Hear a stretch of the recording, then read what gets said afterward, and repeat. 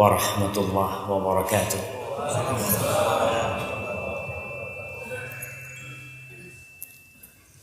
Alhamdulillah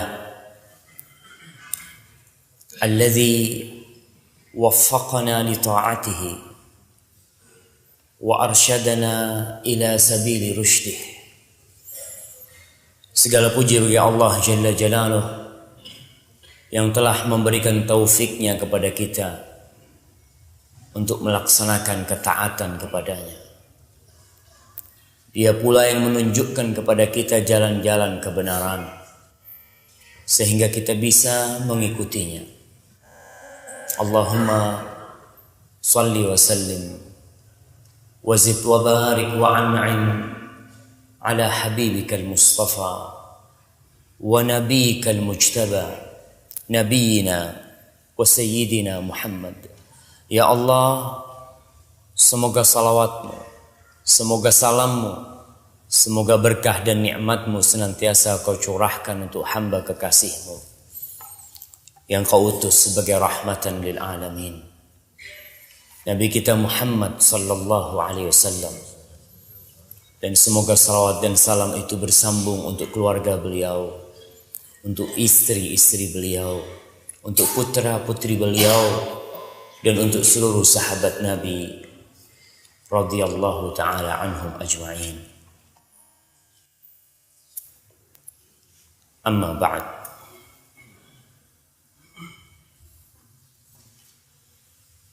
Ana jadi bingung mau taruh tangan ana susah.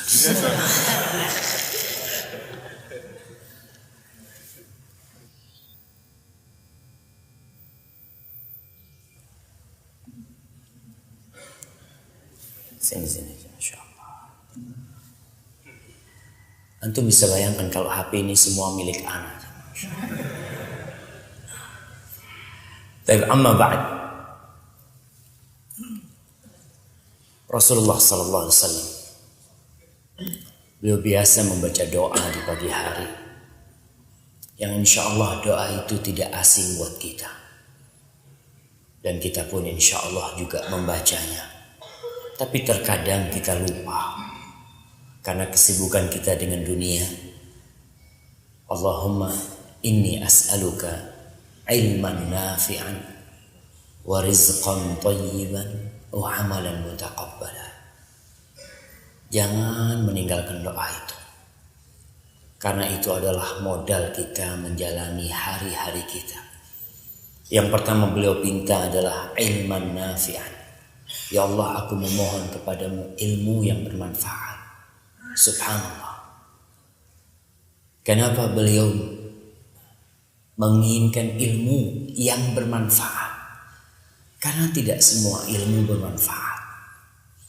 Ada ilmu yang ditempuh bertahun-tahun, ternyata tidak menghasilkan kecuali kesepian di dalam jiwa dan ambisi berburu dunia yang tiada henti. Ada ilmu yang dituntut mungkin dari kelas 1 SD sampai kuliah, sampai lulus kuliah. Lulus kuliah dapat apa kau dari ilmu yang kau pelajari bertahun-tahun? Nggak ada. Kadang-kala sebagian orang Masya Allah menghabiskan waktunya untuk sesuatu yang benar-benar tidak mendekatkan dia kepada Sang Pencipta. Apakah ilmu yang bermanfaat itu? Ilmu yang bermanfaat adalah ilmu yang mewariskan rasa takut hamba kepada Sang Pencipta. Atau ilmu yang menjadikan hamba itu bermanfaat buat orang lain. Menghasilkan mungkin dunia yang bisa mendekatkan dia pula kepada Sang Pencipta. Maka kita harus berhati-hati tatkala menuntut ilmu. Mintalah kepada Allah ilman nafi'an, yang menunjukkan kepada kita yang halal dan yang haram, yang menerangi jalan kita sehingga kita tahu mana yang boleh dilakukan dan mana yang seharusnya ditinggalkan. Kemudian beliau memohon kepada Allah wa rizqan thayyiban, rizki yang halal dan baik. Karena kita melihat juga sudah muncul manusia-manusia yang tidak pernah berpikir apakah yang dia makan halal atau haram. Yang penting buat dia keluargaku bisa makan. Yang penting buat dia aku bisa punya rumah. Yang penting buat dia aku bisa bersenang-senang. Padahal daging yang tumbuh dari haram, maka neraka adalah tempat yang paling pantas buat dia.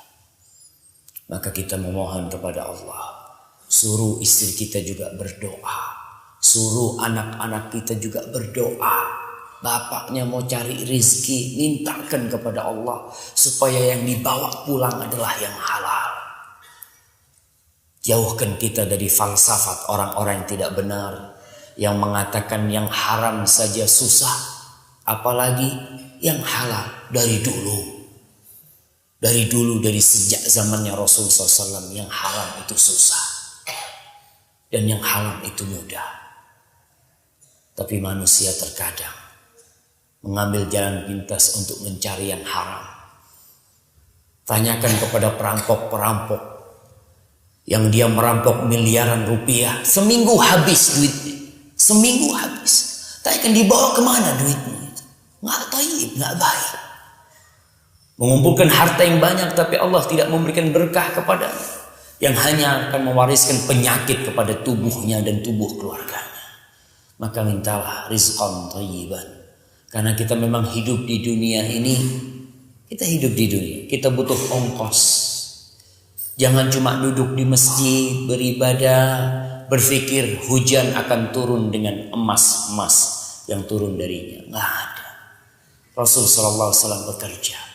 Beliau sallallahu alaihi wasallam berusaha, tapi beliau juga berdoa memohon kepada Allah rizqan thayyiban. Yang ketiga, wa amalan mutaqabbala, dan amalan yang diterima. Kita ini hari ini mau belajar tentang noda hitam penghapus amalan. Karena memang ada orang yang beramal nggak diterima. Dari pagi sampai sore kerjanya berzikir, kerjanya sholat, baca Al-Quran, belum tentu diterima oleh Allah Subhanahu Wa Taala. Allah Subhanahu Wa Taala berfirman di surat Al-Ghashiyah, yang disunahkan dibaca setiap Jumat. Ya, di situ kita juga berusaha, tolong nih kita semua nih umat Islam khususnya yang hadir di masjid ini difahami itu apa artinya sabbihisma rabbikal a'la sampai akhir, dan hal ataka haditsul ghashiyah. Tiap Jumat kita dengar tuh. Tapi terkadang tidak ada bekas di diri kita. Lewat aja. Bahkan kalau imamnya baca hal ataka haditsul ghashiyah, aduh kepanjangan nih bacaannya. Coba qul huwallahu ahad, masya Allah. Ana suka sama imam yang satu ini. Subhanallah jemaah. Karena kita tidak menghayati itu apa yang dibaca oleh imam itu. Allah Jalla Jalaluhu berfirman, ana lihat nih lampunya terang sedikit. Memang kayak gitu modelnya. Kenapa? Masya Allah. Hal ataka hadithul ghashiyah, wujuhu yawma idzin khashi'ah, amilatun nasibah. Apakah sudah datang kepadamu tentang al-ghashiyah, tentang kiamat itu? Ketika wajah-wajah manusia pada hari itu, mereka dalam ketundukan yang penuh kehinaan. Amilatun nasibah, ramilah. Mereka beramal, mereka berbuat, mereka beribadah. Nasibah, capek. Bukan main-main amalan mereka, enggak, mereka capek. Tapi kemana amalan mereka mengantarkan? Tasla naron hamiyah. Amalan yang mereka lakukan yang membuat mereka lelah mengantarkan mereka untuk masuk ke neraka yang panas membara. Subhanallah jemaah. Maka pantas kalau Nabi kita Muhammad SAW senantiasa berdoa meminta amalan mutaqabbala, amalan yang diterima. Kira-kira nih amalan kita diterima enggak? Nabi SAW mengatakan dalam hadis riwayat Tabrani, inna rajula la yusalli salata 60 sanah walam tuqbal lahu salah. Ada Orang, kata Nabi alaihi salatu wassalam, yang sholat selama 60 tahun sholat, ruku, sujud, walam tuqbal lahu sholat, satu pun sholatnya nggak ada yang diterima, satu pun. Kemana sholat dia? Kata beliau alaihi salatu wassalam, yutimmu ruku'ahu wa la yutimmu sujudahu, yutimmu sujudahu wa la yutimmu ruku'ahu. Sholatnya asal-asalan, asal sholat. Rukuknya sempurna, sujudnya nggak sempurna. Sujudnya sempurna, rukuknya tidak sempurna. Terkadang muncul beberapa manusia yang mengatakan, udahlah, kau nggak usah bicara tentang sholat yang benar, yang penting sholat. Apa engkau tidak membaca firman Allah Jalla Jalaluhu, wailun lil musallin. Orang yang sholat aja celaka. Sholat celaka. Alladzina hum an salatihim sahun, alladzina hum yura'un. Orang-orang yang lalai dengan sholatnya. Ada orang yang asal sholat, gak melihat waktu kadangkala. Yang penting dia sholat subuh jam 7, yang penting sholat daripada tidak sholat. Kadangkala seperti itu. Itu bisikan-bisikan syaitan yang kita harus berhati-hati. Bagaimana seorang muslim amalannya diterima, itu harapan kita. Jangan sampai kita lelah, kemudian amalan kita tidak terima. Maka pada hari ini kita akan membahas tentang apa saja. Bukan apa saja, kita akan bicara tentang satu mungkin dari yang menghapuskan amalan kita, yang menyebabkan sia-sia ibadah kita. Ma'asyiral ikhwah rahimakumullah, Allah Jalla Jalaluhu telah memberikan nikmat yang sangat agung kepada kita, menjadi seorang muslim, memberikan hidayahnya kepada kita sehingga kita jadi orang Islam di tengah-tengah pulau yang mungkin sebagian orang atau sebagian besar orang tidak kenal kepada Allah Subhanahu wa taala. Mereka meminta-minta kepada sesuatu yang dibuat dengan tangan. Subhanallah. Kita enggak. Kita datang ke rumah Allah, kita ruku, kita sujud, kita memohon kepada Sang Pencipta yang menciptakan langit dan menciptakan pulau ini, yang menciptakan ikan-ikan di lautan, yang menurunkan hujan. Kita meminta kepada Dia. Kita tidak memohon kepada benda atau kepada apa yang dibikin oleh manusia. Allah Subhanahu wa taala berfirman, mengingatkan kita atas nikmat besar ini.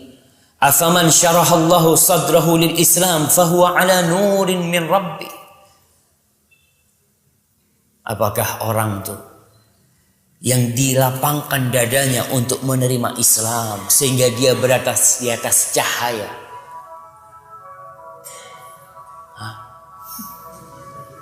Subhanallah. Fahuwa ala nurin min rabbi. Ini jam 6 ya. Tiap jam 6 bunyi ini. Nas'alullah as-salamah. Orang yang berada di atas Islam berada di atas cahaya dari Allah Subhanahu wa taala. Cahaya itu, antum bisa bayangkan orang yang punya cahaya di malam yang gelap gulita, dia bawa senter. Apa senter itu? Tahu senter ya? Bahasa Jawanya sentolok.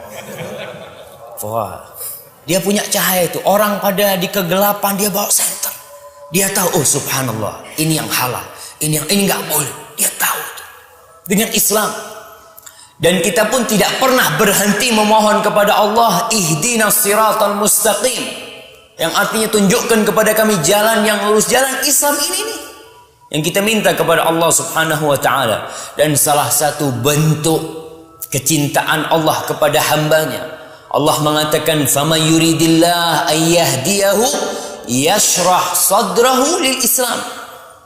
Barang siapa yang Allah menginginkan hidayah bagi dia, Allah akan lapangkan dadanya untuk menerima Islam ini.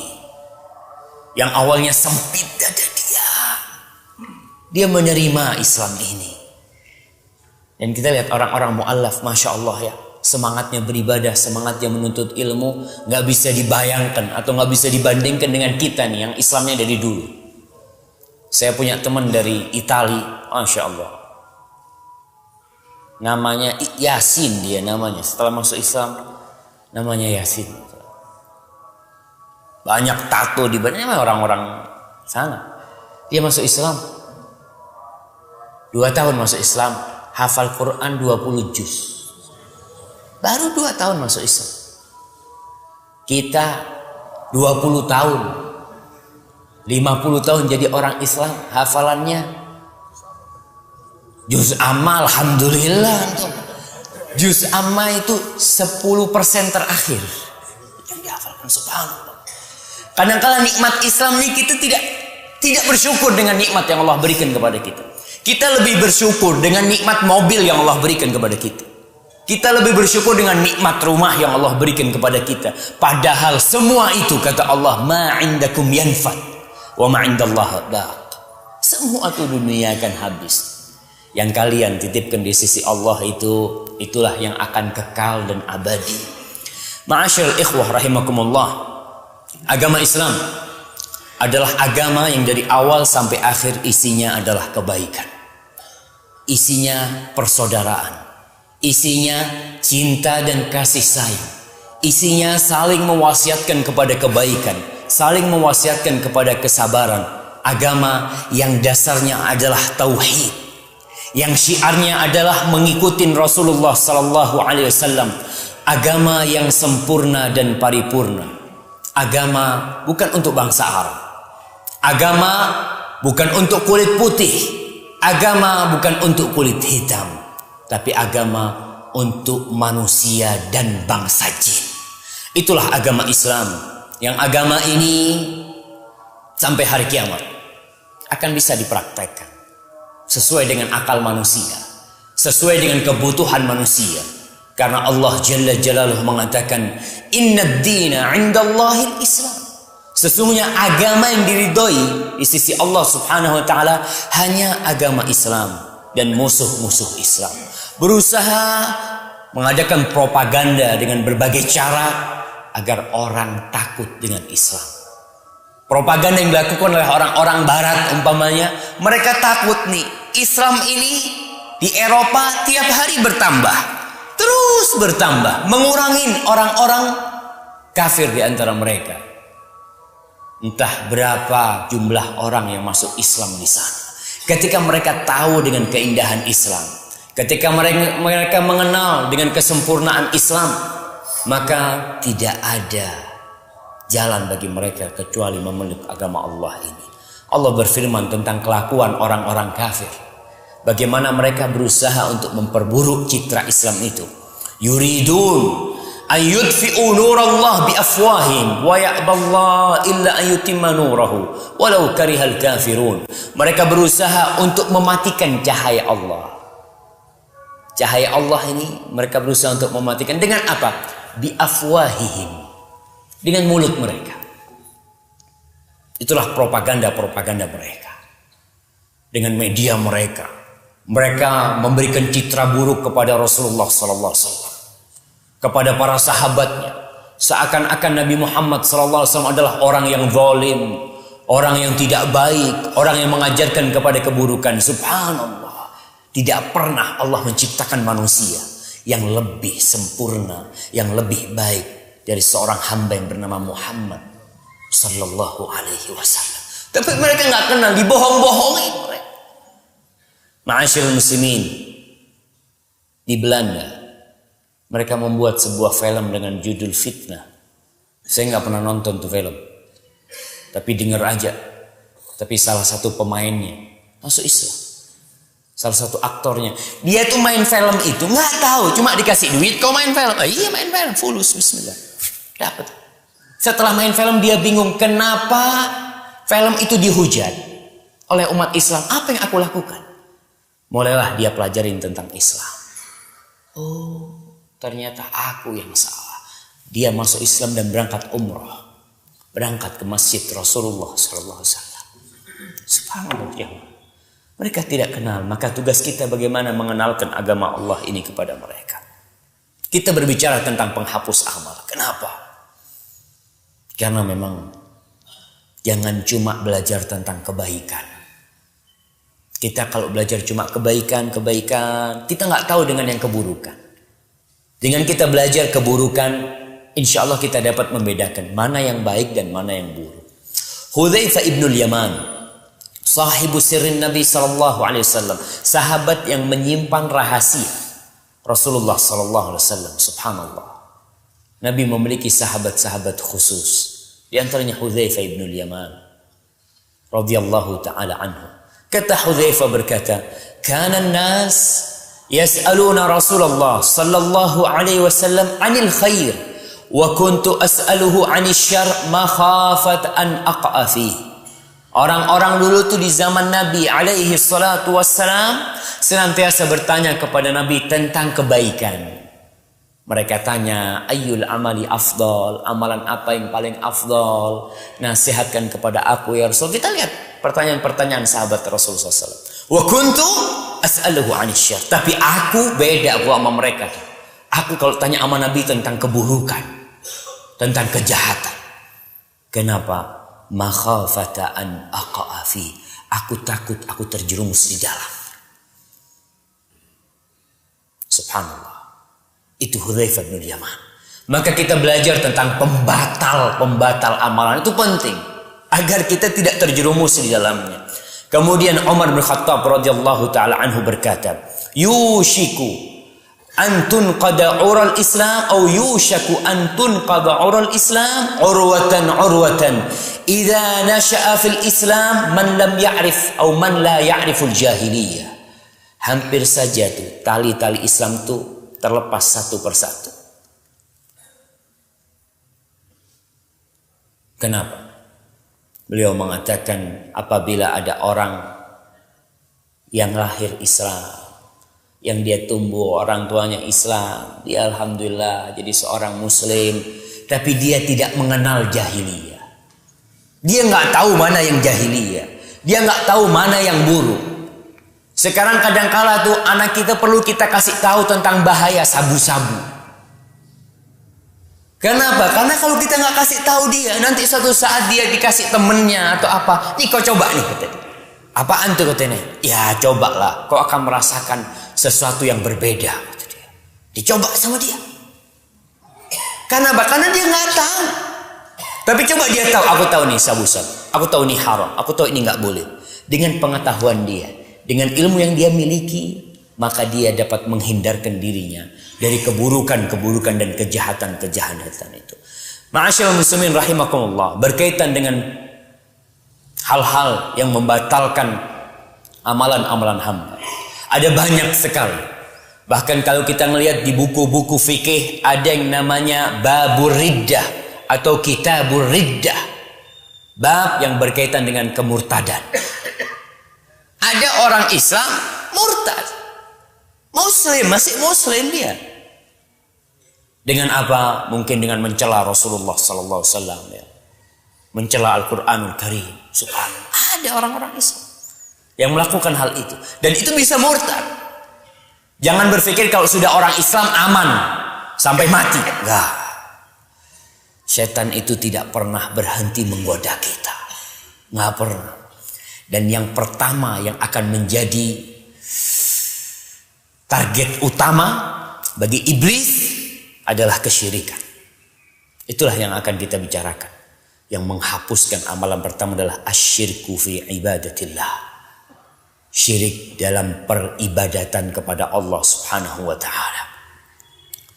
Apa perbedaan antara syirik dengan kafir? Kafir itu lebih umum daripada kesyirikan.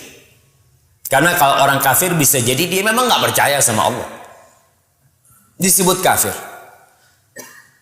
Seperti Fir'aun atau orang-orang yang percaya bahwasanya kita ini nggak ada pencipta nih kita, yang menciptakan kita adalah alam umpamanya. Ya udah, dia kafir dengan pencipta.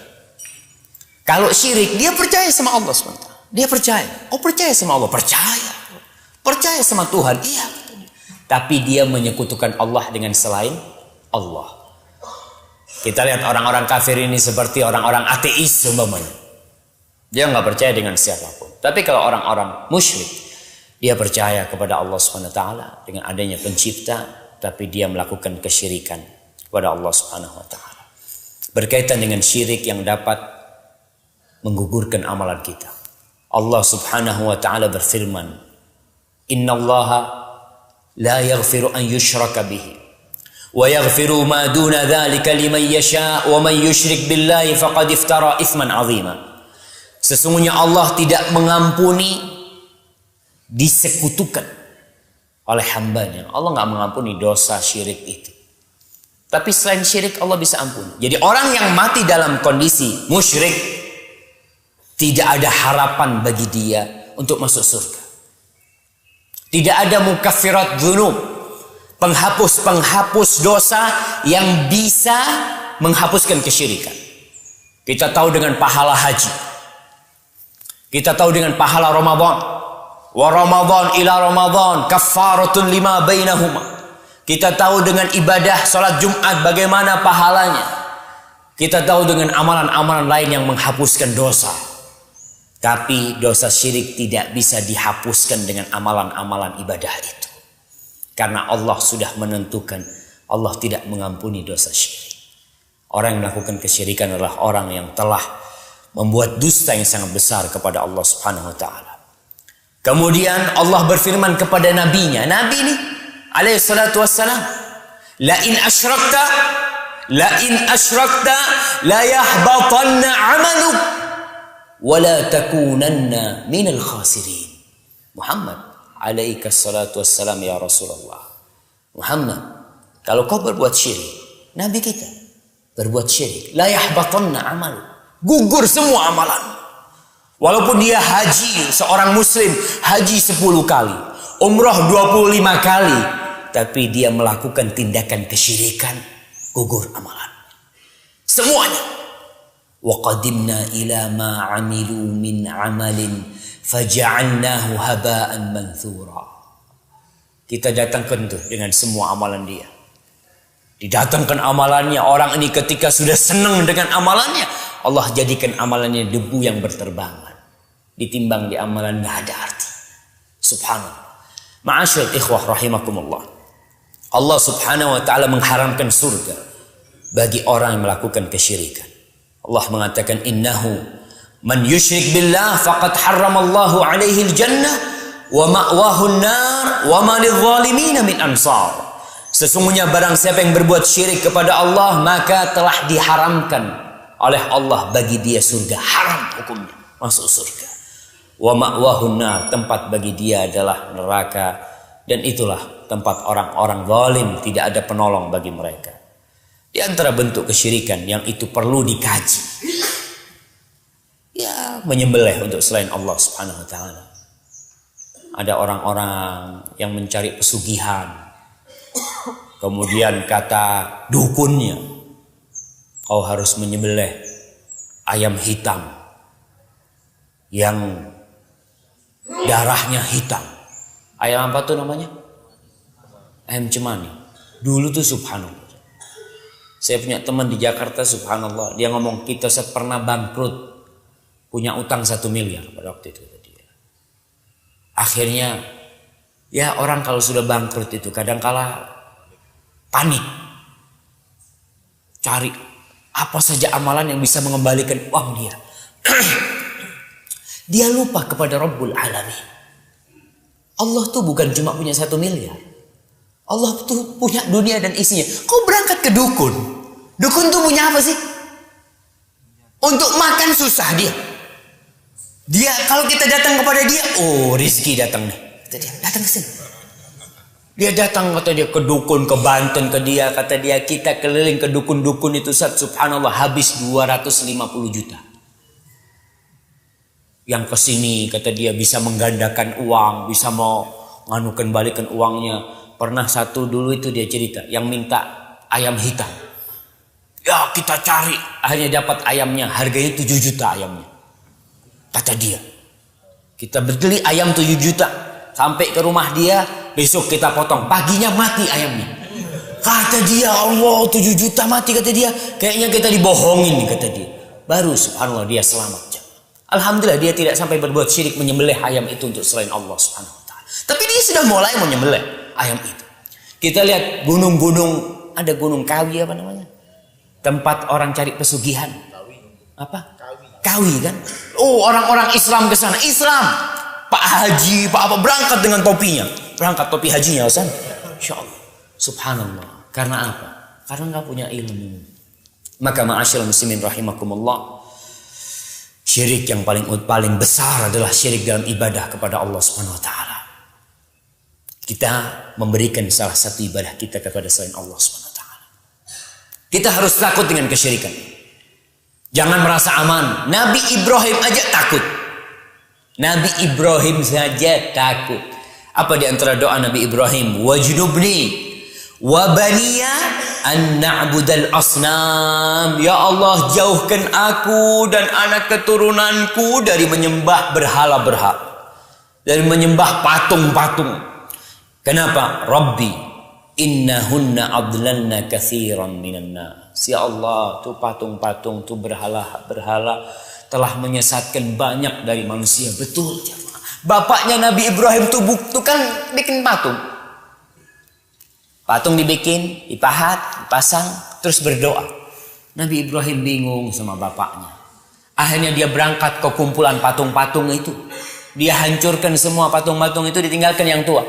Yang paling gede gitu kan, yang paling gagah gitu kan. Ditanya, Ibrahim, kau yang menghancurkan. Itu kota yang paling tua tuh. Bal fa'alahu kabiruhum hadha. Ini paling tua nih gitu. Coba tanya sama dia. Kata orang-orang, ente nyuruh kita tanya sama patung. Kata dia, laqad alimta ma haula'i yantiqun, kata mereka. Kau tahu mereka ini nggak bisa berbicara. Kok kita disuruh tanya sama patung? Apa kata Nabi Ibrahim? Kau itu kalau sudah tahu mereka nggak bisa bicara, kenapa kau minta sama dia? Subhanallah. Itulah innahunna adlalna katsiran minan nas. Kalau Nabi Ibrahim Nabi Khalilur Rahman, yang dia adalah kekasih Allah Subhanahu wa taala, anaknya juga nabi, cucunya juga nabi. Beliau takut. Bagaimana dengan kita yang kita bukan nabi, yang kita kadang-kala juga jauh dari Allah Subhanahu wa taala. Maka ma'asyiral muslimin, hadis Rasulullah SAW, innaha satakunu fitanun kaqita'il lailil mudlim. Dalam hadis lain beliau mengatakan badiru bil a'mal fitanan kaqita'il lailil mudlim. Cepat-cepat kalian beramal sebelum datang fitnah seperti malam gelap gulita itu. Yusbihur rajulu mu'minan wa yumsi kafiran. Yusbih mu'minan, paginya mukmin, sorenya kafir. Sorenya mukmin, paginya kafir. Ngapain? Yabi'u dinahu bi'aradin minad dunya. Dijual agamanya dengan sepotong dari dunia. Kita perlu takut, apalagi kepada generasi kita yang kadang-kala bacaan di internet adalah tentang syubhat-syubhat. Dia berbicara, membaca tentang penyembah setan. Dia berbicara tentang orang-orang yang tidak percaya dengan Tuhan. Ingin tahu tuh anak-anak. Dia baca di internet. Subhanallah. Disuruh sholat nggak mau sholat. Ada seorang di Jakarta yang ibunya telepon sama saya. Dia bilang, Ustaz, anak saya ini nggak percaya kalau Nabi Muhammad itu ada. Bayangkan. Padahal dia kuliah di UIN. Syubhat yang membuat dia jadi nggak percaya, enggak, kata dia. Nggak ada, anak dibohong-bohongin sama cerita-cerita. Seperti kata orang-orang kafir, in hiya asatirul awal, itu kisah-kisah aja. Maka kita perlu berhati-hati, jangan merasa aman dari kesyirikan yang seperti itu. Berkaitan dengan ibadah, dengan syirik kepada Allah, apa yang dikatakan syirik sebenarnya? Ada sebagian orang yang mengatakan kau itu berlebih-lebihan dalam beragama. Sedikit-sedikit ini syirik, itu syirik. Enggak, yang syirik enggak banyak sebenarnya. Yang syirik itu sedikit. Tapi yang jadi masalah, kau nggak ngerti bahwasanya itu perbuatan syirik. Sekali lagi, kebanyakan kita nih Islamnya keturunan, nggak pernah belajar Islam. Belajar sholat dari kitab tuntunan sholat. Ya udah itu, dia tahu Islam. Pelajaran kita di ETSD umpamanya tentang Islam, ya sekadar untuk ujian, selesai ujian, habis. Kita tidak pernah mengetahui tentang Islam itu. Maka tidak sedikit dari umat Islam yang benar-benar nol tentang Islam. Mungkin dia doktor dalam urusan matematika. Mungkin dia profesor dalam urusan kimia. Tapi tentang Islam sama sekali tidak ngerti apa itu Islam. Maka kita perlu memahami apa itu syirik. Dan bagaimana orang-orang yang berbuat syirik kelak Allah ancam dia, karena dia akan menggugurkan amalan. Ingat, bukan berarti syirik ini orang itu bukan muslim. Ya memang ada orang musyrik bukan muslim, tapi ada orang Islam muslim, sholat, zakat, puasa, dia melakukan tindakan kesyirikan. Para ulama menjelaskan bahwasanya arti kesyirikan itu adalah menjadikan bagi Allah Subhanahu wa taala sekutu dalam uluhiyahnya, dalam peribadatan kepada Allah Subhanahu wa taala, atau dalam rububiyahnya, menjadikan bahwasanya ada pencipta selain Allah Subhanahu wa taala, atau dalam asma dan sifatnya. Dan kebanyakan syirik itu biasanya dalam urusan peribadatan. Kalau dalam urusan penciptaan, jarang orang yang menjadikan Tuhan-Tuhan selain Allah, karena mereka tahu nih nggak mungkin. Kalau ditanya orang-orang kafir, orang-orang di Mekah itu yang mereka menyembah patung-patung yang mengelilingi Ka'bah, ditanya mereka itu, wala in sa'altahum man khalaqas samawati wal ard la yaqulunna Allah. Kau tanyakan kepada mereka, Muhammad, siapa yang menciptakan langit yang 7 lapis itu dan bumi ini, siapa yang menciptakan? Apa kata orang-orang musyrik? Allah yang menciptakan. Terus kenapa kau beribadah kepada mereka? Apa jawab orang-orang itu? Ma na'buduhum illa liyuqarribuna ilallahi zulfa. Kita ini ibadah kita ini cuma urusan perantara aja. Mereka hanya perantara antara kita dengan Allah Subhanahu wa taala. Kita nih nggak bisa minta langsung sama Allah, itu nggak bisa, banyak dosanya kita nih. Itu yang dilakukan oleh mereka. Al-Husain, ayahnya Imran bin Husain, ditanya sama Rasulullah SAW, kam ilahan ta'bud? Wahai Husain, berapa Tuhan yang kau sembah? Kata Husain, 7. Sittatun fil ardi wa wahidun fis sama. Kata dia, 7 nih yang aku sembah, 6 di bumi, 1 di langit. Orang musyrik, dia percaya 1 di langit. Terus ditanya sama Nabi, kalau kau lagi gundah, kalau kau lagi susah, kalau kau lagi bersedih, kepada siapa kau minta? Ya kepada yang di langit lah, kata dia. Masih sama yang di bumi, kata dia. Kepada yang di langit, kata dia. Lalu Rasulullah SAW mengajarkan kepada dia, kalau gitu sembahlah yang di langit dan tinggalkan semuanya di bumi. Itulah salah satu kesyirikan yang disebut kesyirikan dalam peribadatan kepada Allah Subhanahu wa taala. Dalam beribadah dia berbuat syirik, tapi dalam rububiyah dia yakin Allah itu esa, la ilaha illallah. Dan orang-orang kafir di Mekah, mereka berhaji atau tidak? Haji. Mereka bertalbiyah atau tidak? Bertalbiyah. Mereka mengatakan labbaik Allahumma labbaik, labbaik la syarika laka labbaik illa syarikan huwa lak malaktahu wa ma malak. Ya Allah, tidak ada sekutu bagimu kecuali sekutu yang kau miliki. Gimana kau mengatakan tidak ada sekutu bagi Allah, tapi Allah memiliki sekutu? Itulah satu kontradiksi yang dimiliki oleh orang-orang kafir. Ma'asyiral muslimin rahimakumullah. Orang ketika berbuat syirik, kalau kita lihat syirik ini ada syirik kecil dan syirik besar. Kita akan berbicara tentang syirik besar yang mengeluarkan hamba dari agama Allah. Tadi segala bentuk peribadatan, memalingkan segala hak Allah kita berikan kepada selain Allah Subhanahu wa taala.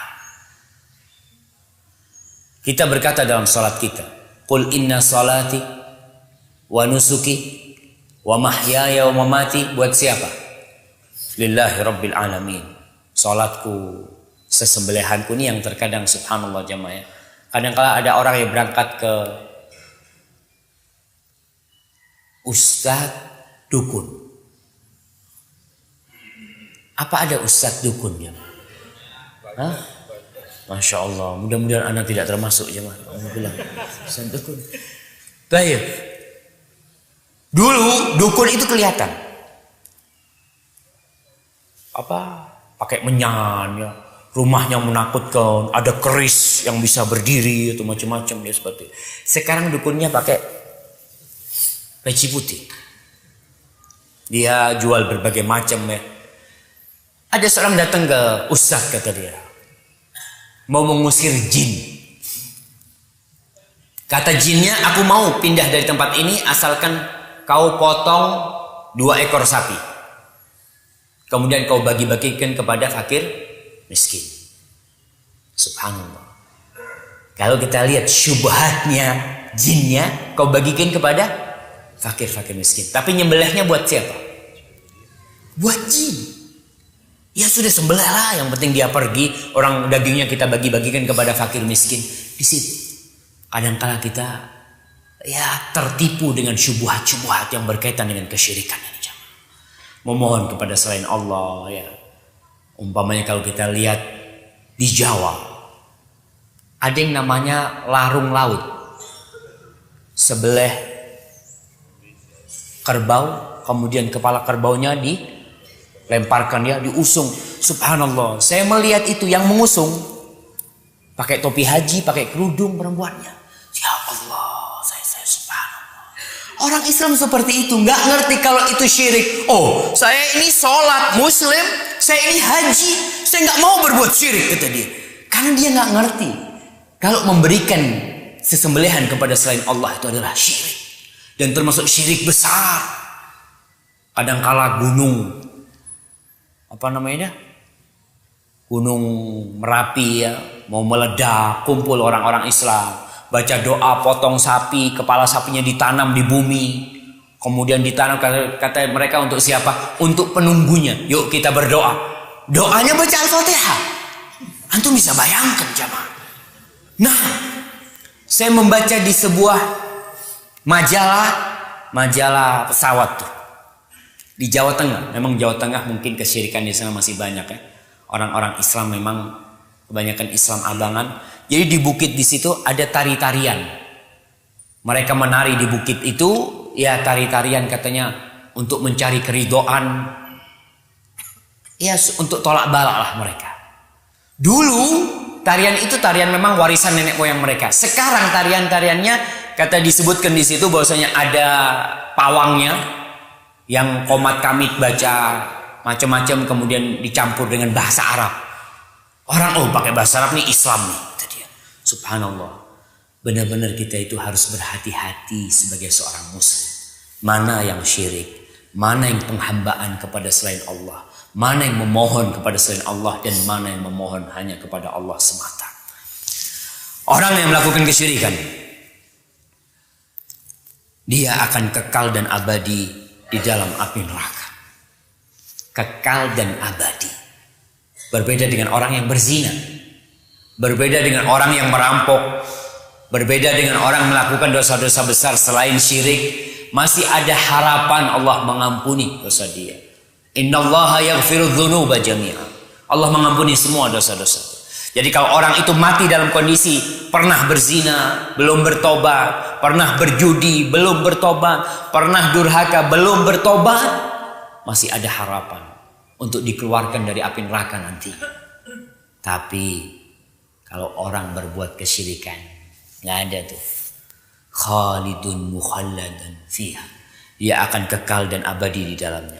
Kemudian ma'asyiral muslimin rahimakumullah, syirik menggugurkan semua amalan. Semua. Ada amalan-amalan umpamanya riya. Riya itu termasuk syirik kecil. Riya itu hanya menggugurkan amalan yang berdampingan dengan riya itu. Orang sholat riya, amalan apa yang gugur? Sholatnya. Tapi dia sedekah nggak riya, sedekahnya nggak gugur. Ada yang sedekahnya riya, sedekahnya gugur. Tapi kalau syirik besar, menyekutukan Allah subhanahu wa ta'ala dengan selainnya, maka akan gugur semua amalannya, sebagaimana ayat yang tadi kita bacakan. La in asyrakta la yahbatanna amalu, di surat Az-Zumar ayat 65. Dan Allah subhanahu wa ta'ala berfirman, walau asyraku la habita anhum ma kanu ya'malun. Andai kata mereka berbuat syirik, semua amalan mereka akan gugur, semua yang mereka lakukan. Kemudian ma'asyiral muslimin rahimakumullah, apaan? Baik. Tinggal berapa menit waktu Anda? Masih lama kan? Siap. Kemudian orang yang berbuat syirik tidak akan berbahagia di dunia ini. tidak akan berbahagia di dunia. Karena apa? Allah Subhanahu wa taala berfirman, "Alladzina amanu wa lam yalbisu imanahum bidzulmin ulaika lahumul amnu wa hum muhtadun." Alladzina amanu, orang-orang yang beriman dan tidak mencampur keimanan mereka dengan kezaliman. Yang dimaksud dengan kezaliman adalah kesyirikan di sini. Ulaika lahumul amnu, bagi mereka adalah keamanan. Keamanan di mana? Di dunia dan di akhirat. Kita ini di dunia yang dicari keamanan, jemaah. Kita ingin hidup tentram. Kita ingin hidup damai. Kita ingin hidup sejahtera. Bagaimana caranya? Tinggalkan kesyirikan.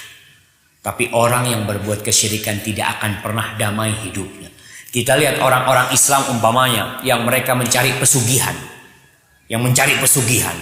Kemudian dimintai tumbal oleh setannya, oleh jinnya di situ.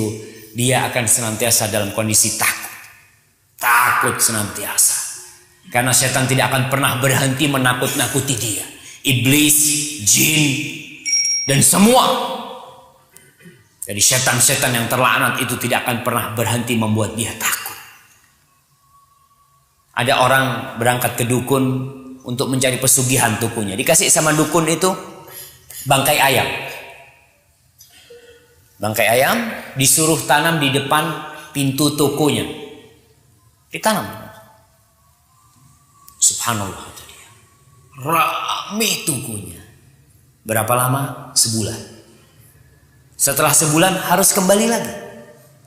Minta lagi dia. Itulah penghambaan kepada jin terus. Yang akan membuat hidupnya sengsara karena dia terikat. Tapi orang yang hanya menyembah kepada Allah Subhanahu wa ta'ala. Ulaika lahumul amn. Bagi mereka keamanan di dunia dan akhirat. Wahum muhtadun. Mereka adalah orang-orang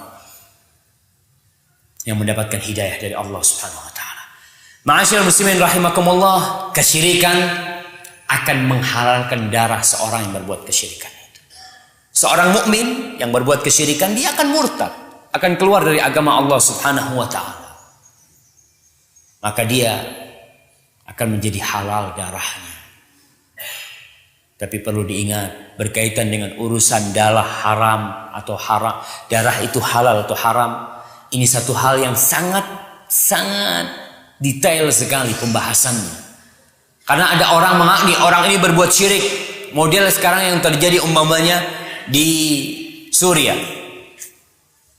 Di Suriah itu munculnya ISIS ini, subhanallah. Saya membaca ucapan-ucapan mereka ketika mereka mengkafirkan seluruh ulama Saudi. Jadi bagi mereka pemerintah Saudi adalah kafir. Kemudian ulama-ulama Saudi semuanya kafir.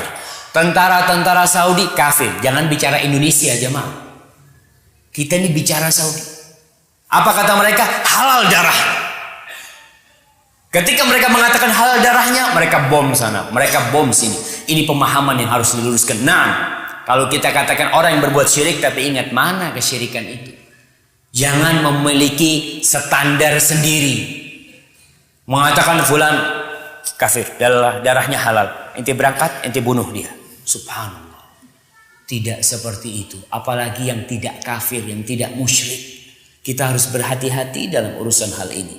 Memang kita lihat Rasulullah SAW berjihad, memerangi kaum musyrikin, memerangi orang-orang yang tidak menyembah Allah Subhanahu wa taala. Tapi di situ jihad ada syarat-syaratnya, ada rukun-rukunnya mungkin yang perlu diperhatikan. Karena jangan membaca ayat di dalam Al-Qur'anul Karim, qatilul musyrikin. Bunuhlah orang-orang musyrik. Ada seorang syekh, memberikan ceramah, tahu-tahu ada anak muda. Syekh, Allah berfirman qatilul musyrikin. Bunuhlah orang-orang musyrik. Kenapa kita tidak membunuh orang-orang musyrik? Kata Syekh tanya. Allah mengatakan wa aqimus shalah. Dirikan salat. Ente kenapa enggak salat sekarang? Ya, salat kan ada syaratnya, saya kata dia. Harus wudu, harus apa, masuk waktu sama. Ada syarat-syarat yang harus diperhatikan. Dan jihad yang benar adalah jihad yang dibawa rayatul imam, yang dibawa bendera imam, yang mereka benar-benar mengajarkan kebenaran, mengajak kepada la ilaha illallah. Jadi tauhid adalah yang akan menyelamatkan darah kita, yang akan membuat kita selamat di dunia ini dan di akhirat. Orang yang melakukan kesyirikan akan jadi halal darah dia. Seorang muslim pun seperti itu. Tapi urusan ini urusan yang perlu diperhatikan dan perlu dipelajari, dan kita kembalikan kepada para ulama. Jangan asal-asalan mengeluarkan fatwa jihad, menghalalkan darah fulan, sebagaimana yang kita lihat tadi adanya ya, model-model ISIS. Yang kita lihat kalau ISIS itu subhanallah jemaah, Allahu a'lam bishawab, kita nggak tahu. Mereka yang dibunuh, kata mereka membunuh orang Islam yang murtad itu lebih wajib daripada membunuh orang musyrik asli. Memang seperti itu yang mereka lakukan, dan itu mereka lakukan kepada siapa saja yang tidak mau bergabung dengan mereka, halal darahnya. Mereka bunuh hal itu, dan ini disebutkan dalam majalah-majalah mereka, dalam situs-situs mereka, yang mereka mengatakan jangan menghukumi kita kecuali dari majalah-majalah kita dan dari situs-situs kita. Kalau omongan orang jangan. Na'udzubillah dari apa yang mereka lakukan. Itulah tentang bahaya kesyirikan yang dapat menggugurkan amalan kita, yang menjadikan halalnya darah kita, menjadi kedalalnya harta kita nantinya, yang akan membuat kita kekal dan abadi di dalam neraka. Maka kita harus berhati-hati dengan hal itu, dan masih banyak lagi yang dapat menggugurkan amalan kita, yang insya Allah mungkin akan dikaji pada kajian-kajian yang akan datang. Hadza wallahu a'lam bishawab. Itulah yang bisa kita kaji pada kesempatan kali ini. Semoga Allah Subhanahu wa taala memberikan hidayahnya kepada kita, sehingga kita bisa tahu mana yang hak dan mana yang batil, kemudian kita bisa mengikuti yang hak. Hadza wallahu a'lam bishawab. Sallallahu ala nabiyina Muhammad wa ala alihi washabbihi wasallam. Bismillahirrahmanirrahim. Assalamualaikum warahmatullahi wabarakatuh. Ustaz, saya cuma mengadopsi daripada keadaan sekarang.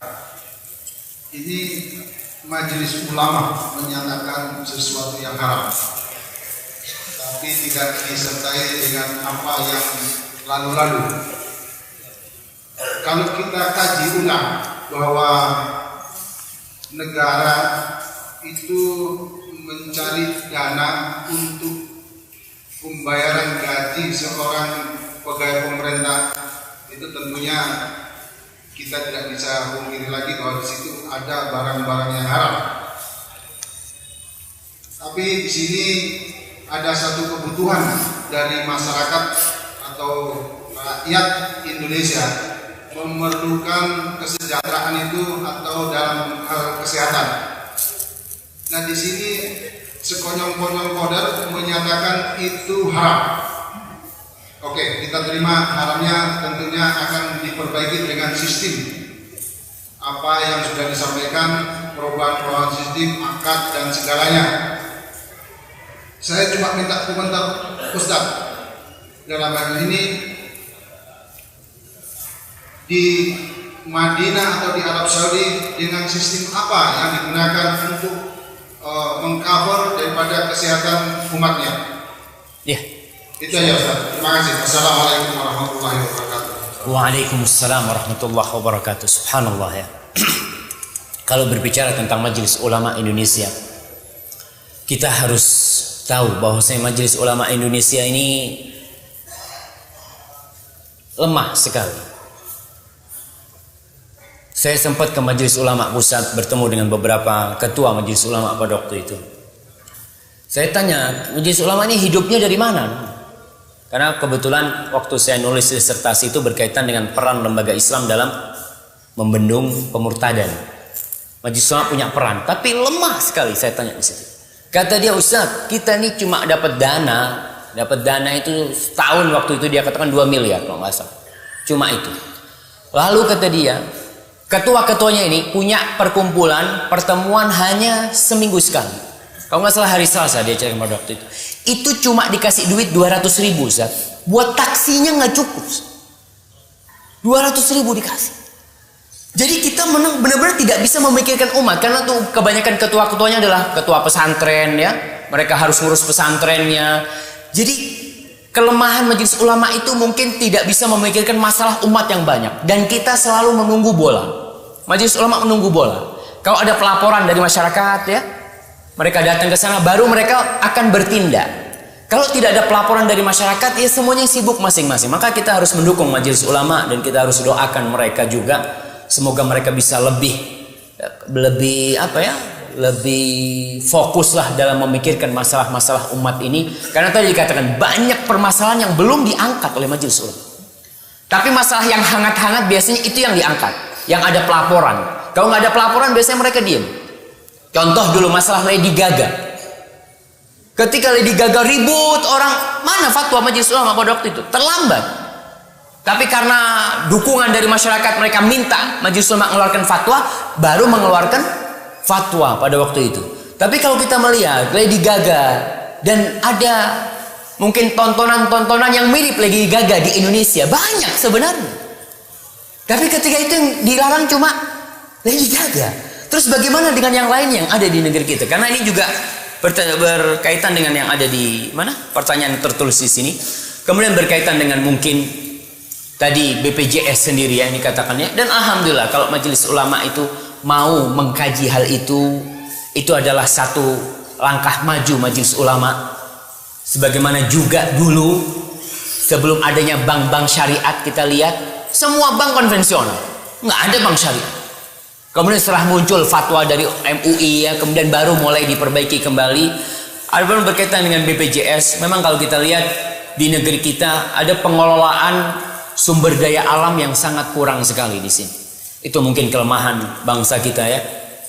Setelah kita dijajah bertahun-tahun, kemudian datang pemerintahan yang selanjutnya sampai hari ini kita mungkin ada permasalahan di pengelolaan negeri kita sendiri. Sehingga kalau kita lihat pegawai negeri hidup dari mana?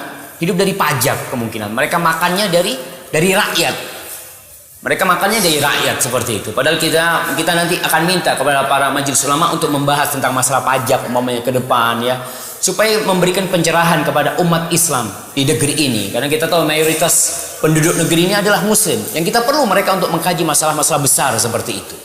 Kalau di negeri Arab Saudi, subhanallah, di negeri Arab Saudi itu kalau kita bicara pajak umpamanya, pajak mobil di situ tiap tahun itu kena, kalau mereka katakan memang doribah ya, mungkin untuk penggunaan jalan atau apa, 50 real satu tahun. Mau mobil mewah apapun 50 real ini 150 ribu. Jadi sekedar uang administrasi untuk itu setahun mereka sebenarnya. Sedangkan di tempat kita kan Masya Allah pajaknya terlalu mahal sekali. Kemudian dengan seperti itu pun ternyata belum bisa mengcover tadi yang kita lihat. Di sana di Arab Saudi kesehatan itu nggak pakai apa-apa. Orang datang, mau orang Indonesia, mau orang Arab, bawa kartu penduduk atau kartu izin tinggal, masuk ke rumah sakit, masuk. Nggak ada ngurus apa? Ngurus administrasi, nggak ada, pakai kartu itu saja masuk. Langsung masuk, nggak ada kartu miskin, kartu apa, siapa saja. Jemaah haji atau jemaah umroh dari manapun mereka datang. Kalau mereka datang ke Saudi, cuci darah gratis. Cuci darah mereka gratis. Mau opname 1 bulan gratis. Dari mana hidupnya? Pengelolaan daya alam mereka. Masya Allah mereka seperti itu. Jadi kalau kita lihat memang mungkin di situ yang kita perlu perhatikan, dan mudah-mudahan ke depan ya pemerintah kita akan lebih baik lagi, dan setiap tahun saya lihat memang ada perbaikan-perbaikan ke depan, dan mudah-mudahan di pemerintahan presiden kita sekarang Bapak Jokowi dan JK Allah memberikan hidayah kepada mereka berdua dan kepada jajarannya sehingga bisa lebih baik lagi. Kalau dikatakan BPJS itu tidak syar'i, mereka mengatakan itu bukan semerta-merta mereka katakan tidak. Mereka itu melalui majelis fatwa, terus mereka berkumpul, lalu mereka melihat ini ada sesuatu yang bermasalah di situ, mereka keluarkan di situ. Karena kita lihat juga BPJS ini kalau dikatakan untuk fakir miskin tidak, orang kaya pun BPJS. Iya, siapapun orang kaya bisa pilih kelas 1, kelas apa mereka. Maka di situ ada hal-hal yang memang sekali lagi kalau menurut saya tindakan majelis ulama ini perlu didukung, dan kita doakan mudah-mudahan ke depan permasalahan-permasalahan lainnya juga bahas di situ. Ini ada pertanyaan yang berkaitan dengan tadi juga, dikatakan rusaknya moral bangsa. Rusaknya moral bangsa. Betul jemaah. Jangan bilang bangsa, sebagian. Kalau orang mengatakan halakan nas, orang itu sudah rusak semuanya, maka dia yang paling rusak. Itu kata Rasulullah SAW. Jangan merasakan semuanya rusak, enggak. Sebagian, mungkin mau dikatakan, ya sebagian besar kita katakan. Memang itu kita sangat prihatin. Pendidikan di Indonesia, seharusnya pendidikan ini melahirkan orang-orang yang terhormat, orang-orang yang berkarakter mulia. Dan kita lihat ternyata setelah puluhan tahun orang sekolah berakhir di penjara. Untuk melihat sekarang gubernur-gubernur, bupati-bupati, kemana akhirnya? Ke penjara. Inti sekolah selama 14 tahun ngapain gitu? Kalau akhirnya harus masuk penjara gitu. Ternyata orang-orang pintar tidak memiliki karakter ya. Sebagian kita katakan tidak berkarakter, walaupun kita lihat Indonesia ingin memajukan pendidikan berkarakter. Tapi itu bermasalah sampai saat ini karena tidak adanya dukungan dari semua sisi. Media tidak mendukung. Ini pertanyaannya. Merajalela acara tontonan hiburan, musik, film di stasiun TV swasta yang mengumbar aurat. Mengapa tokoh-tokoh agama, terutama pihak Islam mungkin MUI membiarkan tidak melarangnya? Mohon tanggapan tersebut. Subhanallah. Kalau saya lihat sebenarnya mereka mengharamkan, tapi fatwa MUI itu tidak mengikat. Fatwa mereka tidak mengikat. Dalam artian ya media punya media. Kita sebenarnya yang bisa mengontrol media itu. Kita nih. Sebagaimana bank syariat kenapa muncul sekarang? Karena umat yang menuntut. Karena kita ngerti riba itu haram. Lalu kita menuntut nggak mau bank konvensional. Walaupun bank syariat kita mungkin masih belum juga sempurna. Masih dalam merangkak, mereka ingin memperbaiki. Tapi kenapa dirubah syariat? Karena ada tuntutan dari masyarakat. Kalau moral kebanyakan orang itu rusak, media ini benar-benar biang, nggak bisa dipungkiri. Na'udzubillah ya. Saya kadang-kala melihat, biasanya nonton TV kita tuh kalau di airport sambil nunggu lihat tontonan-tontonan yang na'udzubillah. Saya sempat melihat ada seorang artis di acara itu meluk fulan. Anak tanya, ini istrinya katanya? Bukan, fannya. Ya Allah, anak ngomong. Dipeluk-peluk gitu, dilihat oleh siapa? Oleh anak-anak kita. Oleh tontonan masyarakat umum. Apa yang kalau seperti ini bagus kalau gitu kayaknya. Na'udzubillah min dzalik. Jadi kalau kita melihat ya memang ulama harus bergerak karena kemungkaran itu tidak akan merajalela kecuali tatkala para ulama diam. Tatkala mereka sibuk dengan dunianya. Mereka tidak lagi berdakwah, tidak menyampaikan kepada umat ya. Siapa yang tidak atau siapa yang meragukan keharuman orang-orang yang joget-joget dangdut mungkin dengan auratnya? Siapa yang meragukan hal itu? Yang mengherankan dan kadangkala orang pulang haji atau orang punya hajat di Jawa, saya nggak ngomong di sini, itu nanggap dangdutan. Iya, dengan pakaian yang seperti itu mereka nanggap. Dan ketika saya lihat anak-anak kecil yang nonton di barisan depan tuh anak-anak kecil. Saya lihat subhanallah, mana ustadznya, mana kiainya, mana alim ulamanya, kemana mereka semua? Terkadang mereka diam. Maka kalau kita lihat, ya kewajiban kita bersama untuk menjaga bangsa ini, menjaga negeri ini. Kita perlu menciptakan kader-kader yang mengenal la ilaha illallah, yang mereka bisa mengembalikan kedamaian dan kesejahteraan di Indonesia ini. Itu yang kita harapkan nantinya. Tapi kadang-kadang orang berpikir, gimana Ustaz? Kata dia, tuh guru ngaji dibayar 200.000 untuk memperbaiki akhlak anak kita. Artis dibayar 200 juta Ustaz untuk merusak akhlak dan moral anak-anak kita. Gimana bakal bisa yang seperti itu? Dan kita melihat itu realita yang nggak bisa kita pungkiri ya. Bagaimana mereka dibayar mahal, sedangkan guru ngaji kita, masya Allah. Kadang-kala kita nih mau daftarin anak kita ke sekolah agama. Umpamanya ngaji TPA, bayarnya di sini berapa bayarnya? Masukin TPA aja. 200 260.000. Kata, mahal banget kata dia. 60.000. Ketika dia masukkan anaknya ke SD favorit, bayarnya 1 juta. Tenang kata dia. Favorit ini Ustaz, mahal memang. Kalau yang ini Quran dibilang nggak favorit sama dia. Subhanallah, subhanallah. Kadang-kala orang memanggil guru privat anaknya matematika 1,5 juta. Dibayar tuh guru. Manggil guru ngaji kasih 100.000. Alhamdulillah barokah Ustaz 100.000. Ente mau gimana? Subhanallah. Nggak, itulah kita kalau memang benar-benar memperbaiki bangsa kita ini, nggak hanya bicara pemimpin, nggak hanya bicara ulama, nggak hanya bicara yang di atas, bicara yang di bawah. Karena untuk pemimpin asalnya dari mana? Dari bawah. Ulama-ulama dari mana asalnya? Dari bawah. Maka sekali lagi kalau dikatakan mungkin ada ulama-ulama yang kurang perhatian, ya mungkin ada sebagian di antara mereka. Memang dulu jamaah pesantren-pesantren itu bengkel. Pesantren-pesantren itu dulu tempatnya anak-anak nakal. Jadi kalau anaknya nakal, apa kata bapaknya? Saya pondokkan. Akhirnya kumpul di pesantren anak-anak bandel semuanya. Pokoknya yang nakal dipondokkan. Ya, subhanallah. Kalau pinter, kalau pinter kok jadi dokter kata dia. Kalau penurut jadi dokter. Kalau nakal jadi ulama. Seperti itu. Allahu akbar. Allahu akbar. Ini benar-benar harus diperbaiki, jamaah, harus diperbaiki ya. Dan alhamdulillah saya lihat sekarang kajian-kajian Islam sudah rame ya, orang-orang udah mulai ngerti, dan media-media Islam juga alhamdulillah, media-media dakwah udah banyak. Tinggal sekarang kita nih, bagaimana kita memilih, bagaimana kita mengontrol keluarga kita. Disitulah kita dapat menegakkan insya Allah syariat Allah dari diri kita, dari rumah kita, masyarakat kita, insya Allah nanti akan berjalan dengan izin Allah Subhanahu Wa Taala. Baik. Silahkan. Nah.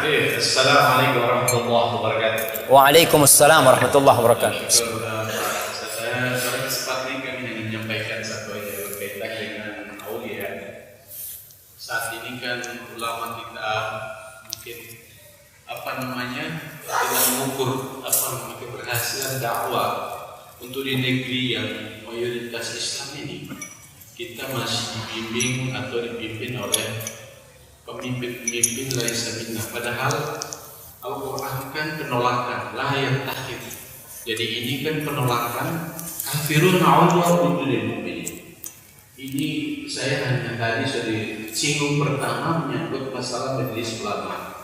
Yang kedua mungkin dai kita semua ini memiliki peran untuk mengingatkan umat agar memilih aulia pemimpin ini yang betul mengayomi kita. Saat ini kita melihat ukuran standar DKI saja, syariat begitu banyak yang mulai dihilangkan, yang memimpinnya. Apa ini akan menyebar ke seluruh Indonesia? Terima kasih Pak Hakim. Mohon jawabannya. Assalamualaikum warahmatullahi wabarakatuh. Waalaikumsalam warahmatullahi wabarakatuh. Subhanallah ya. Itu memang fenomena yang membuat kita bingung.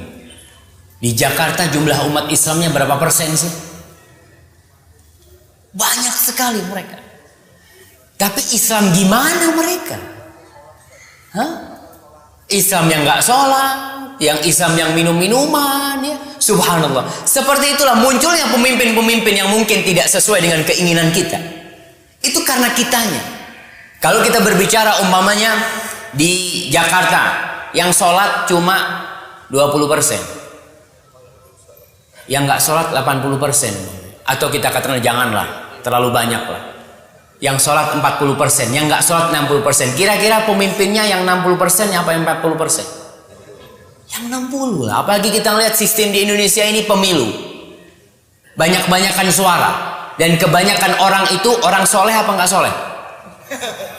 Nggak soleh. Kalau kita lihat subhanallah, realita yang terjadi sebenarnya kalau kita lihat bagaimana dai-dai itu memahamkan orang Islam dengan Islamnya. Ketika mereka faham dengan Islamnya, dia akan tahu pemimpin mana yang akan dia pilih.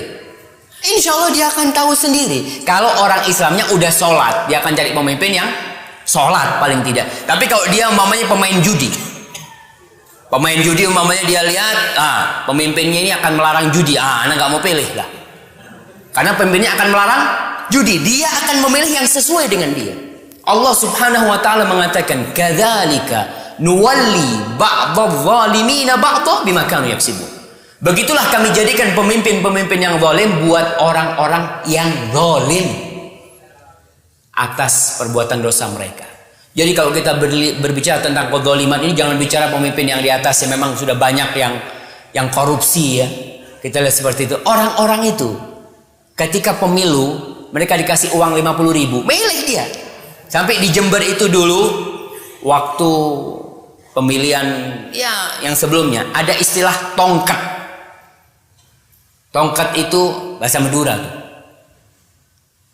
Pilih nomor setong seket.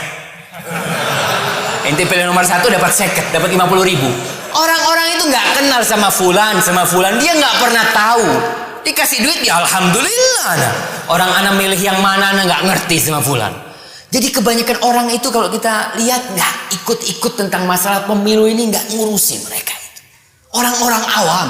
Jangan masalah pemilu, dia berpikir, Ustaz, anak kok mikirin pemilu, makan aja susah, Ustaz. Jadi sekarang bagaimana peran dai ini memahamkan Islam. Ketika orang Islamnya ngerti dengan Islam, oh Islam itu seperti ini, dia sholat, dia zakat, dia menjaga syariat Allah, insya Allah pemimpinnya akan seperti itu. Seorang syekh di kelas pernah ditanya, Syekh, kita punya pemimpin di Sudan pada waktu. Pemimpin itu zalim, melakukan kemaksiatan ya melegalkan hal-hal yang haram lah seperti itu. Akhirnya ditanya sama syekhnya, kalau pemimpinnya nutup hal-hal yang haram itu, bagaimana masyarakat? Masyarakat akan demo gitu dia. Karena masyarakatnya suka sama yang haram itu. Jadi kata syekh, pemimpinnya ikut rakyat apa rakyatnya ikut pemimpinnya? Ya pemimpinnya ikut kemauan rakyat. Betul jamaah. Bagaimana kita? Pemimpin itu dari kita sebenarnya. Kita yang harus memperbaiki diri kita. Kita yang harus memperbaiki diri kita. Anak-anak kita bagaimana dia mengenal la ilaha illallah. Antum melihat mahasiswa. Mahasiswa ini adalah mungkin tulang punggung negeri kita masa depan. Antum melihat model di kota-kota yang penuh mahasiswa. Tahun 90-an ya, atau hampir 2000-an saya membaca berita 93% apa 97 perempuan-perempuan di fakultas-fakultas itu udah nggak perawat. Mereka hidup di kos-kosan, nggak ada orang tuanya, nggak ada bapaknya, nggak pernah tahu bapaknya kapan tuh anak keluar, kapan anak itu pulang, udah dibuang di sana tuh anak sama dia. Tuh yang bakal mimpin nantinya seperti itu. Mereka yang bakal duduk di sana. Kalau ternyata yang bakal memimpin memang seperti itu ketika mereka kuliah, bagaimana kelaknya pemimpin depan? Maka yang perlu dilakukan tadi peran ulama, peran dai, bagaimana memaham kepada umat tentang Islam yang benar, menjauhi dari pergaulan bebas. Tapi kita di sini perang jemaah. Artinya perang ini perang propaganda. Iblis tidak pernah absen. Iblis tidak pernah absen dalam peperangan ini. Dia dengan medianya, dia dengan dai-dainya.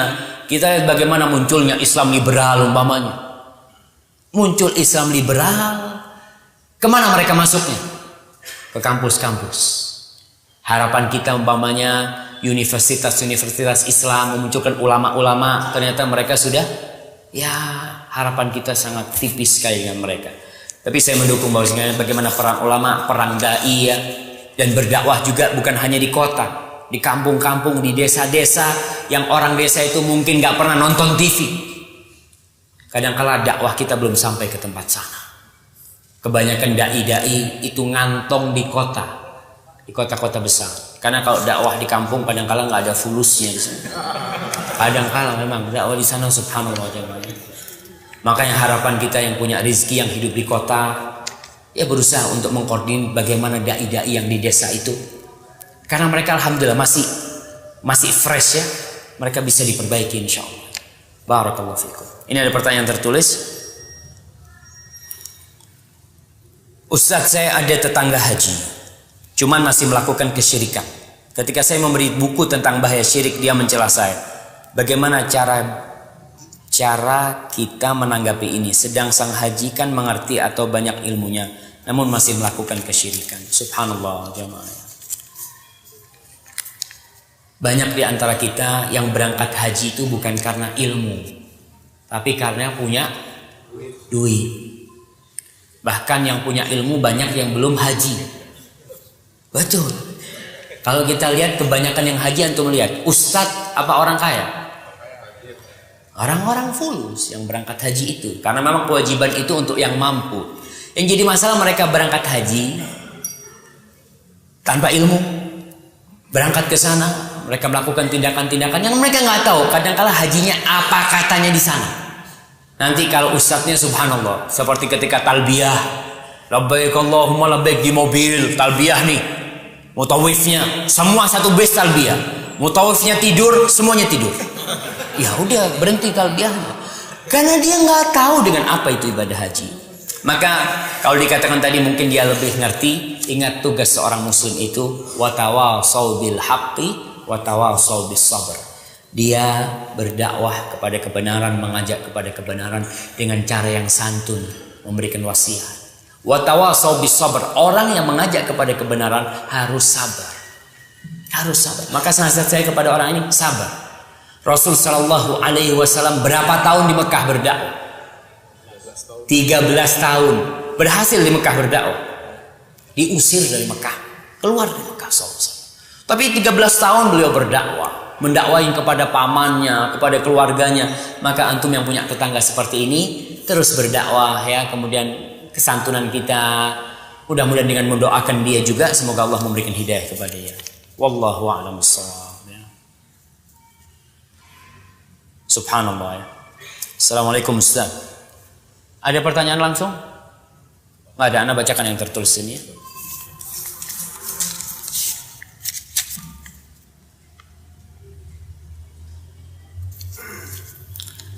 Anak saya meninggal di Denpasar dan dikubur di Denpasar. Sekarang kontrak makamnya sudah habis dan tidak boleh diperpanjang lagi. Jasadnya ditumpuk jadi satu. Menurut Ustaz, apakah jasad anak harus dipindah ke Jawa apa dimakamkan saja? Ditumpuk. Makasih Ustaz. Barakallahu fikum ya. Kalau berbicara tentang kontrak makam, ternyata bukan cuma rumah yang ngontrak. Saya dulu berpikir, saya pernah ngisi kajian, rumahku masih ngontrak. Ternyata ada sekarang kuburanku juga ngontrak.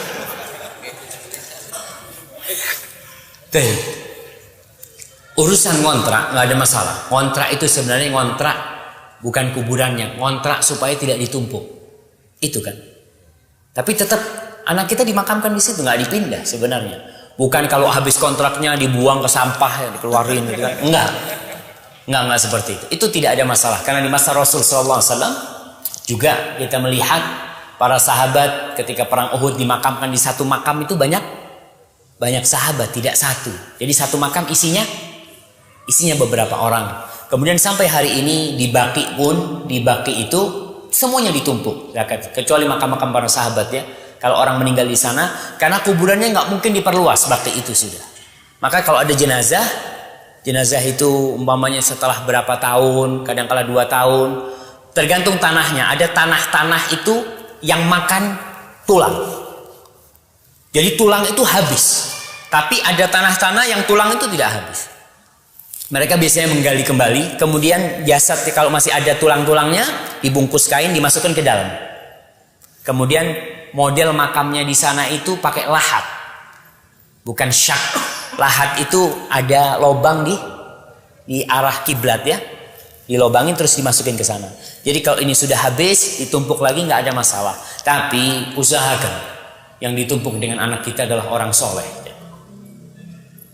Kita bisa menjaminkan hal itu, insya Allah itu lebih baik. Tapi kalau tidak bisa, apa hendak dikatakan? Nggak perlu dipindah jasad anaknya, nggak perlu dipindah. Dan mungkin kita perlu memiliki kuburan yang banyak. Karena kita bisa bayangkan, satu orang punya rumah luasnya 1 hektar. Buat apa kau 1 hektar? Tidurnya di ranjang berapa kali berapa? 10 kali 10? Enggak lah, ranjangnya kecil begitu. Kita berusaha untuk, dan kalau bisa beli kuburan di pinggir jalan besar. Di pinggir jalan besar. Biar ingat mati. Karena memang kalau di barat itu, ya ini udah terakhir ini. Sebagaimana kita kaji kemarin, bahwasanya tata kota di barat itu memang berusaha untuk menjadikan kehidupan mereka materialisme. Jadi orang-orang tidak ingat bahwasanya dia akan mati. Penggusuran kuburan-kuburan di Jawa terjadi karena memang kadang-kala kiblat-kiblat kita ke barat ya. Jadi kuburan-kuburan di pinggir kota ya atau di dalam kota itu digusur, diganti mall-mall. Jangan sebenarnya. Disitulah orang bisa ingat mati. Disitulah moral bangsa ini bisa lebih baik. Orang-orang yang koruptor umpamanya, ketika mereka lewat depan kuburan, pakai mobil mewah lewat depan kuburan, lu anak mati nanti dikirim ke sini kata dia. Mobil anak-anak akan tinggal. Tapi sekarang kuburan di mana? Masuk gang-gang. Orang itu nggak pernah ngelihat kuburan. Lupa dengan kematian. Maka inilah terapi karakter kita, terapi moral kita, terapi ibadah kita dengan adanya kuburan di pinggiran-pinggiran kota. Maka boleh nggak kita beli tanah di kuburan, beli tanah pinggiran kota bikin kuburan jam? Ntar nggak dapat izin lagi kan? Ya. Ini ada pertanyaan. Assalamualaikum warahmatullahi wabarakatuh. Ustaz, apakah orang yang mati syahid tidak dihisab amalnya yang telah lalu? Bagaimana dengan seorang ibu yang meninggal dunia ketika melahirkan anaknya? Bagaimana juga dengan orang yang mati karena menyelamatkan hartanya dari serangan orang jahat? Baik. Jadi memang asyahid, orang yang mati syahid itu dia cukup kilatan pedang itu menakutkan dia sudah. Sehingga ketika di hari kiamat hisab bagi dia itu cuma arat nantinya. Dia tetap akan ditampakkan amalan-amalannya. Terus bagaimana seorang ibu yang melahirkan anaknya atau seorang yang mati karena menyelamatkan hartanya dari serangan orang-orang jahat? Mungkin mereka akan mendapatkan hukum orang yang mati syahid. Tapi masalah hisab di sana wallahu a'lam, ana enggak tahu tentang masalah ini. Wallahu a'lam bissawab. Ya. Mungkin itu yang akan mengakhiri perjumpaan kita pada hari ini. Antum sudah dapat teh semuanya jemaah? Hah? Gahwa, Masya Allah. Kalau yang saya sampaikan itu benar dari Allah, kalau ada yang salah, mohon maaf. Kalau mungkin di pertanyaan-pertanyaan yang kurang pas jawabannya, saya mohon maaf. Bisa ditanyakan kepada ustadz yang lain. Subhana rabbika rabbil izzati amma yasifun. Wassalamun alal mursalin. Walhamdulillahi rabbil alamin. Wassalamualaikum warahmatullahi wabarakatuh. Mana pertanyaan tertulis di sini? Kemudian berkaitan dengan mungkin tadi BPJS sendiri yang dikatakannya, dan alhamdulillah kalau majelis ulama itu mau mengkaji hal itu adalah satu langkah maju majelis ulama. Sebagaimana juga dulu sebelum adanya bank-bank syariat, kita lihat semua bank konvensional, nggak ada bank syariat. Kemudian setelah muncul fatwa dari MUI ya, kemudian baru mulai diperbaiki kembali. Adapun berkaitan dengan BPJS, memang kalau kita lihat di negeri kita ada pengelolaan sumber daya alam yang sangat kurang sekali di sini. Itu mungkin kelemahan bangsa kita ya. Setelah kita dijajah bertahun-tahun, kemudian datang pemerintahan yang selanjutnya sampai hari ini kita mungkin ada permasalahan di pengelolaan negeri kita sendiri. Sehingga kalau kita lihat pegawai negeri hidup dari mana? Hidup dari pajak kemungkinan. Mereka makannya dari rakyat. Mereka makannya dari rakyat seperti itu. Padahal kita nanti akan minta kepada para majelis ulama untuk membahas tentang masalah pajak umpamanya ke depan ya, supaya memberikan pencerahan kepada umat Islam di negeri ini. Karena kita tahu mayoritas penduduk negeri ini adalah muslim. Yang kita perlu mereka untuk mengkaji masalah-masalah besar seperti itu. Kalau di negeri Arab Saudi, subhanallah, di negeri Arab Saudi itu kalau kita bicara pajak umpamanya, pajak mobil di situ tiap tahun itu kena, kalau mereka katakan memang doribah ya, mungkin untuk penggunaan jalan atau apa, 50 real 1 tahun. Mau mobil mewah apapun 50 real ini 150 ribu. Jadi sekedar uang administrasi untuk itu setahun mereka sebenarnya. Sedangkan di tempat kita kan Masya Allah pajaknya terlalu mahal sekali. Kemudian dengan seperti itu pun ternyata belum bisa mengcover tadi yang kita lihat. Di sana di Arab Saudi kesehatan itu nggak pakai apa-apa. Orang datang, mau orang Indonesia, mau orang Arab, bawa kartu penduduk atau kartu izin tinggal, masuk ke rumah sakit, masuk. Nggak ada ngurus apa? Ngurus administrasi, nggak ada, pakai kartu itu saja masuk. Langsung masuk, nggak ada kartu miskin, kartu apa. Siapa saja jemaah haji atau jemaah umroh dari manapun mereka datang, kalau mereka datang ke Saudi, cuci darah gratis. Cuci darah mereka gratis. Mau opname 1 bulan gratis. Dari mana hidupnya? Pengelolaan daya alam mereka. Masya Allah mereka seperti itu.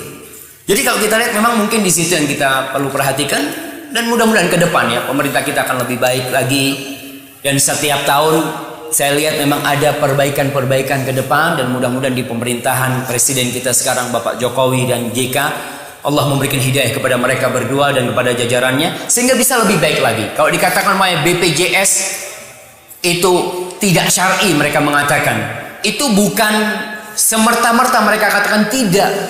Mereka itu melalui majelis fatwa, terus mereka berkumpul, lalu mereka melihat ini ada sesuatu yang bermasalah di situ, mereka keluarkan di situ.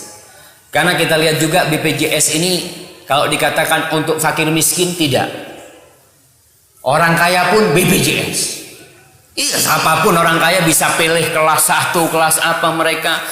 Maka di situ ada hal-hal yang memang sekali lagi kalau menurut saya tindakan majelis ulama ini perlu didukung, dan kita doakan mudah-mudahan ke depan permasalahan-permasalahan lainnya juga dibahas di situ. Ini ada pertanyaan yang berkaitan dengan tadi juga dikatakan rusaknya moral bangsa.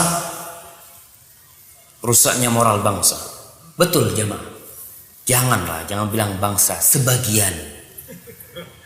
Kalau orang mengatakan halakan nas, orang itu sudah rusak semuanya, maka dia yang paling rusak. Itu kata Rasulullah SAW. Jangan merasakan semuanya rusak, enggak. Sebagian, mungkin mau dikatakan ya sebagian besar kita katakan. Memang itu kita sangat prihatin. Pendidikan di Indonesia seharusnya pendidikan ini melahirkan orang-orang yang terhormat, orang-orang yang berkarakter mulia. Dan kita lihat ternyata setelah puluhan tahun orang sekolah berakhir di penjara. Untuk melihat sekarang gubernur, bupati, kemana akhirnya? Ke penjara. Inti sekolah selama 14 tahun ngapain gitu? Kalau akhirnya harus masuk penjara gitu kan. Ternyata orang-orang pintar tidak memiliki karakter ya. Sebagian kita katakan tidak berkarakter, walaupun kita lihat Indonesia ingin memajukan pendidikan berkarakter. Tapi itu bermasalah sampai saat ini karena tidak adanya dukungan dari semua sisi. Media tidak mendukung. Ini pertanyaannya. Merajalela acara tontonan hiburan, musik, film di stasiun TV swasta yang mengumbar aurat. Mengapa tokoh-tokoh agama, terutama pihak Islam mungkin MUI membiarkan tidak melarangnya? Mohon tanggapan tersebut. Subhanallah. Kalau saya lihat sebenarnya mereka mengharamkan, tapi fatwa MUI itu tidak mengikat. Fatwa mereka tidak mengikat. Dalam artian ya media punya media. Kita sebenarnya yang bisa mengontrol media itu. Kita nih. Sebagaimana bank syariat kenapa muncul sekarang? Karena umat yang menuntut. Karena kita ngerti riba itu haram. Lalu kita menuntut nggak mau bank konvensional. Walaupun bank syariat kita mungkin masih belum juga sempurna. Masih dalam merangkak mereka ingin memperbaiki. Tapi kenapa dirubah syariat? Karena ada tuntutan dari masyarakat. Kalau moral kebanyakan orang itu rusak, media ini benar-benar biang, nggak bisa dipungkiri. Na'udzubillah ya. Saya kadang-kala melihat, biasanya nonton TV kita kalau di airport sambil nunggu lihat tontonan-tontonan yang na'udzubillah. Saya sempat melihat ada seorang artis di acara itu meluk fulan. Anak tanya, ini istrinya tadi? Bukan, fannya. Ya Allah, anak ngomong dipeluk-peluk gitu, dilihat oleh siapa? Oleh anak-anak kita, oleh tontonan masyarakat umum. Apa yang kalau seperti ini bagus kalau gitu kayaknya. Na'udzubillah min dzalik. Jadi kalau kita melihat ya memang ulama harus bergerak, karena kemungkaran itu tidak akan merajalela kecuali tatkala para ulama diam, tatkala mereka sibuk dengan dunianya, mereka tidak lagi berdakwah, tidak menyampaikan kepada umat ya. Siapa yang tidak atau siapa yang meragukan keharuman orang-orang yang joget-joget dangdut mungkin dengan auratnya? Siapa yang meragukan hal itu? Yang mengherankan dia, kadangkala orang pulang haji atau orang punya hajat di Jawa, saya ngomong di sini, itu nanggap dangdutan. Iya, dengan pakaiannya yang seperti itu mereka nanggap. Dan ketika saya lihat anak-anak kecil yang nonton di barisan depan tuh anak-anak kecil, saya lihat subhanallah, mana ustadznya, mana kiainya, mana alim ulamanya, kemana mereka semua? Terkadang mereka diam, terkadang mereka diam. Maka kalau kita lihat, ya kewajiban kita bersama untuk menjaga bangsa ini, menjaga negeri ini. Kita perlu menciptakan kader-kader yang mengenal la ilaha illallah, yang mereka bisa mengembalikan kedamaian dan kesejahteraan di Indonesia ini. Itu yang kita harapkan nanti. Tapi kadang-kadang orang berpikir, gimana Ustaz, kata dia, tuh guru ngaji dibayar 200.000 untuk memperbaiki akhlak anak kita. Artis dibayar 200 juta Ustaz untuk merusak akhlak dan moral anak-anak kita. Gimana bakal bisa yang seperti itu? Dan kita melihat itu realita yang nggak bisa kita pungkiri ya. Bagaimana mereka dibayar mahal, sedangkan guru ngaji kita, masya Allah. Kadang-kala kita nih mau daftarin anak kita sekolah, ke sekolah agama, umpamanya ngaji TPA, bayarnya di sini berapa bayarnya? Masukin TPA aja. 260.000. Kata, mahal banget, kata dia. 60.000. Ketika dia masukkan anaknya ke SD favorit, bayarnya 1 juta. Tenang, kata dia. Favorit ini Ustaz, mahal memang. Kalau yang ini Quran dibilang nggak favorit sama dia. Subhanallah, subhanallah.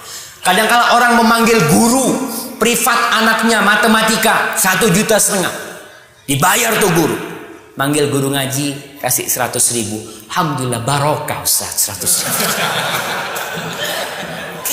Itu mau gimana? Subhanallah. Nggak, itulah kita kalau memang benar-benar memperbaiki bangsa kita ini, nggak hanya bicara pemimpin, nggak hanya bicara ulama, nggak hanya bicara yang di atas, bicara yang di bawah. Karena tuh pemimpin asalnya dari mana? Dari bawah. Ulama-ulama dari mana asalnya? Dari bawah. Maka sekali lagi kalau dikatakan mungkin ada ulama-ulama yang kurang perhatian, ya mungkin ada sebagian di antara mereka. Memang dulu jamaah, pesantren-pesantren itu bengkel. Pesantren-pesantren itu dulu tempatnya anak-anak nakal. Jadi kalau anaknya nakal, apa kata bapaknya? Saya pondokkan. Akhirnya kumpul di pesantren anak-anak bandel semuanya. Pokoknya yang nakal dipondokkan. Iya, subhanallah. Kalau pinter kok jadi dokter, kata dia. Kalau penurut jadi dokter. Kalau nakal jadi ulama. Allahu akbar. Allahu akbar. Ini benar-benar harus diperbaiki, jemaah, ini harus diperbaiki ya. Dan alhamdulillah saya lihat sekarang kajian-kajian Islam sudah rame ya, orang-orang udah mulai ngerti, dan media-media Islam juga alhamdulillah, media-media dakwah udah banyak.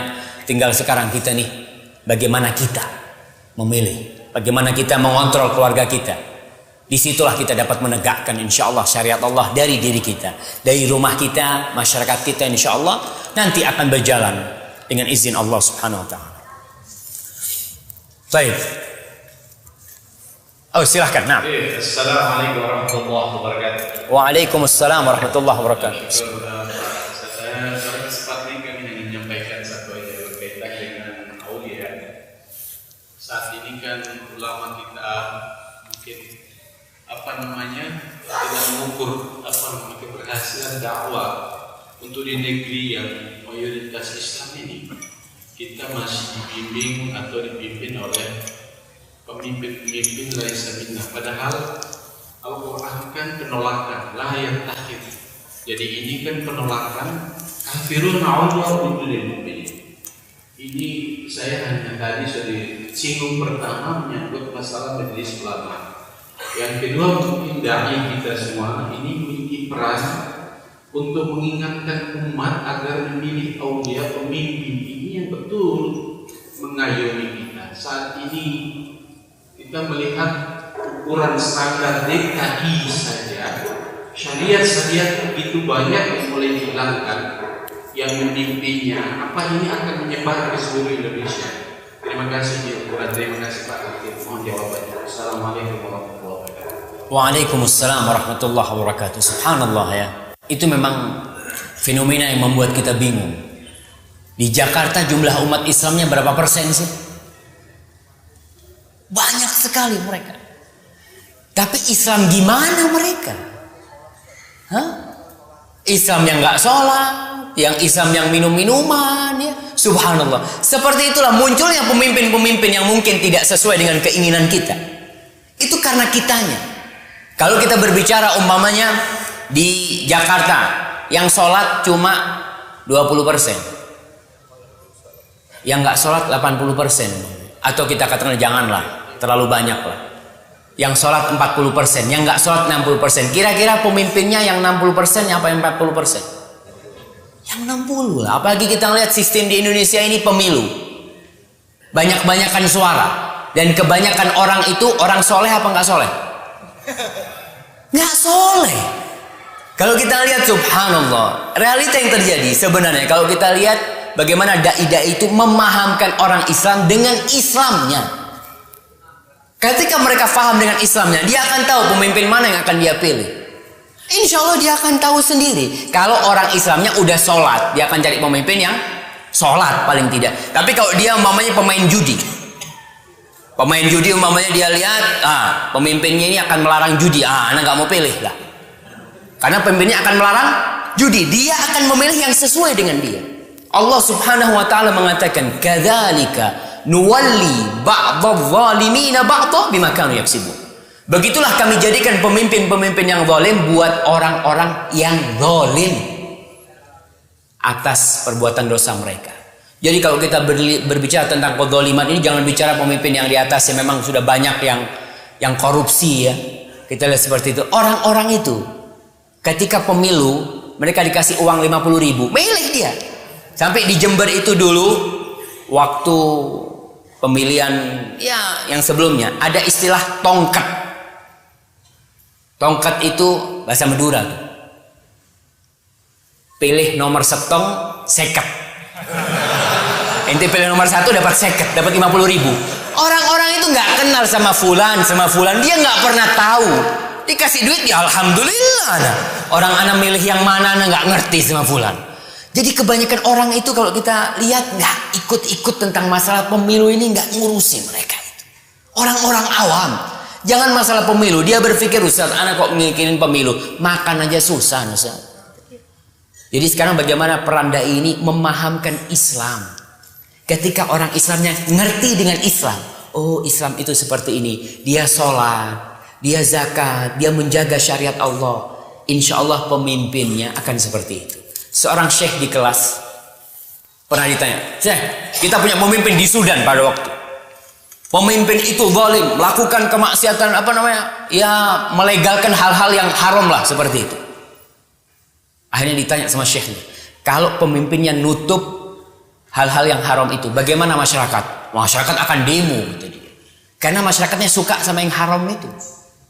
Jadi kata syekh, pemimpinnya ikut rakyat apa rakyatnya ikut pemimpinnya? Ya pemimpinnya ikut kemauan rakyat. Betul jemaah. Bagaimana kita? Pemimpin itu dari kita sebenarnya. Kita yang harus memperbaiki diri kita. Kita yang harus memperbaiki diri kita. Anak-anak kita bagaimana dia mengenal la ilaha illallah. Antum melihat mahasiswa. Mahasiswa ini adalah mungkin tulang punggung negeri kita masa depan. Antum melihat model di kota-kota yang penuh mahasiswa. Tahun 90-an ya, atau hampir 2000-an saya membaca berita 93% apa 97 perempuan-perempuan di fakultas-fakultas itu udah nggak perawat. Mereka hidup di kos-kosan, nggak ada orang tuanya, nggak ada bapaknya, nggak pernah tahu bapaknya kapan tuh anak keluar, kapan anak itu pulang, udah dibuang di sana tuh anak sama dia. Tuh yang bakal mimpin nantinya seperti itu. Mereka yang bakal duduk di sana. Kalau ternyata yang bakal memimpin memang seperti itu ketika mereka kuliah, bagaimana kelaknya pemimpin depan? Maka yang perlu dilakukan tadi peran ulama, peran dai, bagaimana memaham kepada umat tentang Islam yang benar, menjauhi dari pergaulan bebas. Tapi kita di sini perang jemaah. Artinya perang ini perang propaganda. Iblis tidak pernah absen. Iblis tidak pernah absen dalam peperangan ini. Dia dengan medianya, dia dengan dai-dainya. Kita lihat bagaimana munculnya Islam liberal umpamanya. Muncul Islam liberal Kemana mereka masuknya? Ke kampus-kampus.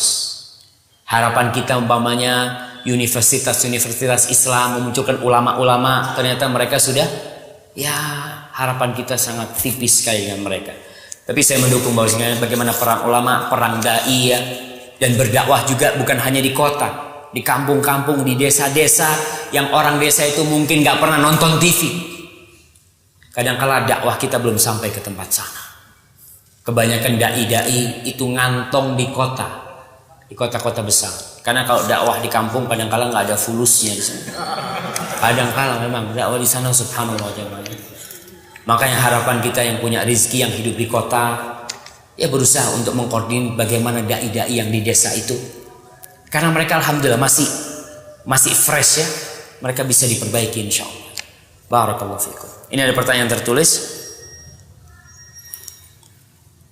Ustaz, saya ada tetangga haji, cuman masih melakukan kesyirikan. Ketika saya memberi buku tentang bahaya syirik, dia mencela saya. Bagaimana cara kita menanggapi ini? Sedang sang haji kan mengerti atau banyak ilmunya, namun masih melakukan kesyirikan. Subhanallah jemaah. Banyak di antara kita yang berangkat haji itu bukan karena ilmu, tapi karena punya duit. Bahkan yang punya ilmu banyak yang belum haji. Betul. Kalau kita lihat kebanyakan yang haji, antum lihat ustadz apa orang kaya? Orang-orang fulus yang berangkat haji itu. Karena memang kewajiban itu untuk yang mampu. Yang jadi masalah mereka berangkat haji tanpa ilmu. Berangkat ke sana, mereka melakukan tindakan-tindakan yang mereka nggak tahu. Kadang-kala hajinya apa katanya di sana. Nanti kalau ustadznya subhanallah, seperti ketika talbiyah, labbaik Allahumma labbaik di mobil, talbiyah nih, mutawifnya semua satu bus talbiyah, mutawifnya tidur, semuanya tidur. Ya udah berhenti talbiyahnya, karena dia nggak tahu dengan apa itu ibadah haji. Maka kalau dikatakan tadi mungkin dia lebih ngerti. Ingat tugas seorang muslim itu watawasau bil haqqi watawasau bis sabr. Dia berdakwah kepada kebenaran, mengajak kepada kebenaran dengan cara yang santun, memberikan wasiat. Wa tawasau bis sabr. Orang yang mengajak kepada kebenaran harus sabar. Harus sabar. Maka nasihat saya kepada orang ini sabar. Rasul sallallahu alaihi wasallam berapa tahun di Mekah berdakwah? 13 tahun berhasil di Mekah berdakwah. Diusir dari Mekah, keluar dari Mekah sallallahu. Tapi 13 tahun beliau berdakwah, mendakwain kepada pamannya, kepada keluarganya. Maka antum yang punya tetangga seperti ini terus berdakwah ya. Kemudian kesantunan kita, mudah-mudahan dengan mendoakan dia juga, semoga Allah memberikan hidayah kepada dia. Wallahu a'lam bishawab.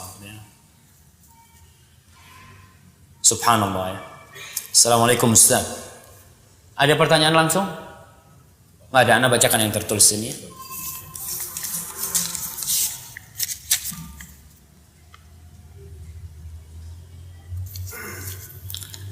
Anak saya meninggal di Denpasar dan dikubur di Denpasar. Sekarang kontrak makamnya sudah habis dan tidak boleh diperpanjang lagi. Jasadnya ditumpuk jadi satu. Menurut Ustaz, apakah jasad anak harus dipindah ke Jawa apa dimakamkan saja?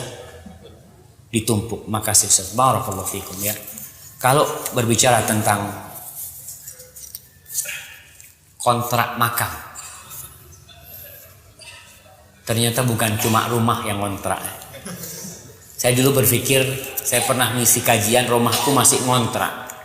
Ternyata ada sekarang kuburanku juga ngontrak. Tuh. Urusan ngontrak nggak ada masalah. Ngontrak itu sebenarnya ngontrak bukan kuburannya, ngontrak supaya tidak ditumpuk. Itu kan. Tapi tetap anak kita dimakamkan di situ, nggak dipindah sebenarnya. Bukan kalau habis kontraknya dibuang ke sampah, ya, dikeluarin gitu kan. Enggak seperti itu. Itu tidak ada masalah. Karena di masa Rasul SAW juga kita melihat para sahabat ketika perang Uhud dimakamkan di satu makam itu banyak sahabat, tidak satu. Jadi satu makam isinya beberapa orang. Kemudian sampai hari ini di Baqi itu semuanya ditumpuk. Kecuali makam-makam para sahabat ya. Kalau orang meninggal di sana, karena kuburannya nggak mungkin diperluas, Baqi itu sudah. Maka kalau ada jenazah itu umpamanya setelah berapa tahun, kadang-kala 2 tahun, Tergantung tanahnya. Ada tanah-tanah itu yang makan tulang. Jadi tulang itu habis. Tapi ada tanah-tanah yang tulang itu tidak habis. Mereka biasanya menggali kembali, kemudian jasad kalau masih ada tulang-tulangnya dibungkus kain, dimasukkan ke dalam. Kemudian model makamnya di sana itu pakai lahat, bukan syak. Lahat itu ada lobang di arah kiblat ya, dilobangin terus dimasukin ke sana. Jadi kalau ini sudah habis, ditumpuk lagi nggak ada masalah. Tapi usahakan yang ditumpuk dengan anak kita adalah orang soleh. Kita bisa menjaminkan hal itu, insya Allah itu lebih baik. Tapi kalau tidak bisa, apa hendak dikata? Nggak perlu dipindah jasad anaknya, nggak perlu dipindah. Dan mungkin kita perlu memiliki kuburan yang banyak. Karena kita bisa bayangkan, satu orang punya rumah luasnya 1 hektar. Buat apa kau 1 hektar? Tidurnya di ranjang berapa kali berapa? 10 kali 10? Enggak lah. Peranjangnya kecil begitu. Kita berusaha untuk, dan kalau bisa beli kuburan di pinggir jalan besar. Di pinggir jalan besar. Biar ingat mati. Karena memang kalau di barat itu, ya ini udah terakhir ini. Sebagaimana kita kaji kemarin, bahwasanya tata kota di barat itu memang berusaha untuk menjadikan kehidupan mereka materialisme. Jadi orang-orang tidak ingat bahwasanya dia akan mati. Penggusuran kuburan-kuburan di Jawa terjadi karena memang kadang-kala kiblat-kiblat kita ke barat ya. Jadi kuburan-kuburan di pinggir kota ya atau di dalam kota itu digusur, diganti mall-mall. Jangan sebenarnya. Disitulah orang bisa ingat mati. Disitulah moral bangsa ini bisa lebih baik. Orang-orang yang koruptor umpamanya, ketika mereka lewat depan kuburan, pakai mobil mewah lewat depan kuburan. Lu, anak mati nanti dikirim ke sini kata dia. Mobil anak-anak akan tinggal. Tapi sekarang kuburan di mana? Masuk gang-gang. Orang itu nggak pernah ngelihat kuburan.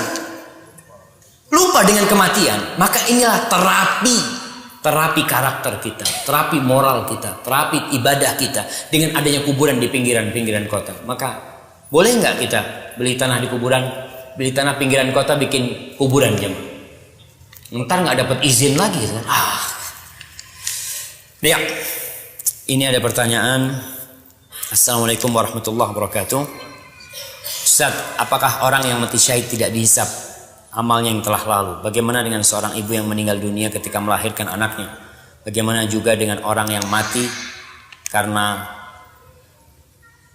menyelamatkan hartanya dari serangan orang jahat? Baik. Jadi memang syahid, orang yang mati syahid itu dia cukup kilatan pedang itu menakutkan dia sudah. Sehingga ketika di hari kiamat hisab bagi dia itu cuma arat nantinya. Dia tetap akan ditampakkan amalan-amalannya. Terus bagaimana seorang ibu yang melahirkan anaknya atau seorang yang mati karena menyelamatkan hartanya dari serangan orang-orang jahat? Mungkin mereka akan mendapatkan hukum orang yang mati syahid. Tapi masalah hisab di sana, wallahu a'lam. Ana nggak tahu tentang masalah ini. Wallahu a'lam bissawab. Ya, mungkin itu yang akan mengakhiri perjumpaan kita pada hari ini. Antum sudah dapat teh semuanya jemaah? Hah? Gahwa, masya Allah. Kalau yang saya sampaikan itu benar dari Allah, kalau ada yang salah, mohon maaf. Kalau mungkin di pertanyaan-pertanyaan yang kurang pas jawabannya, saya mohon maaf. Bisa ditanyakan kepada ustadz yang lain. Subhana rabbika rabbil izzati amma yasifun. Wassalamun alal mursalin. Walhamdulillahi rabbil alamin. Wassalamualaikum warahmatullahi wabarakatuh.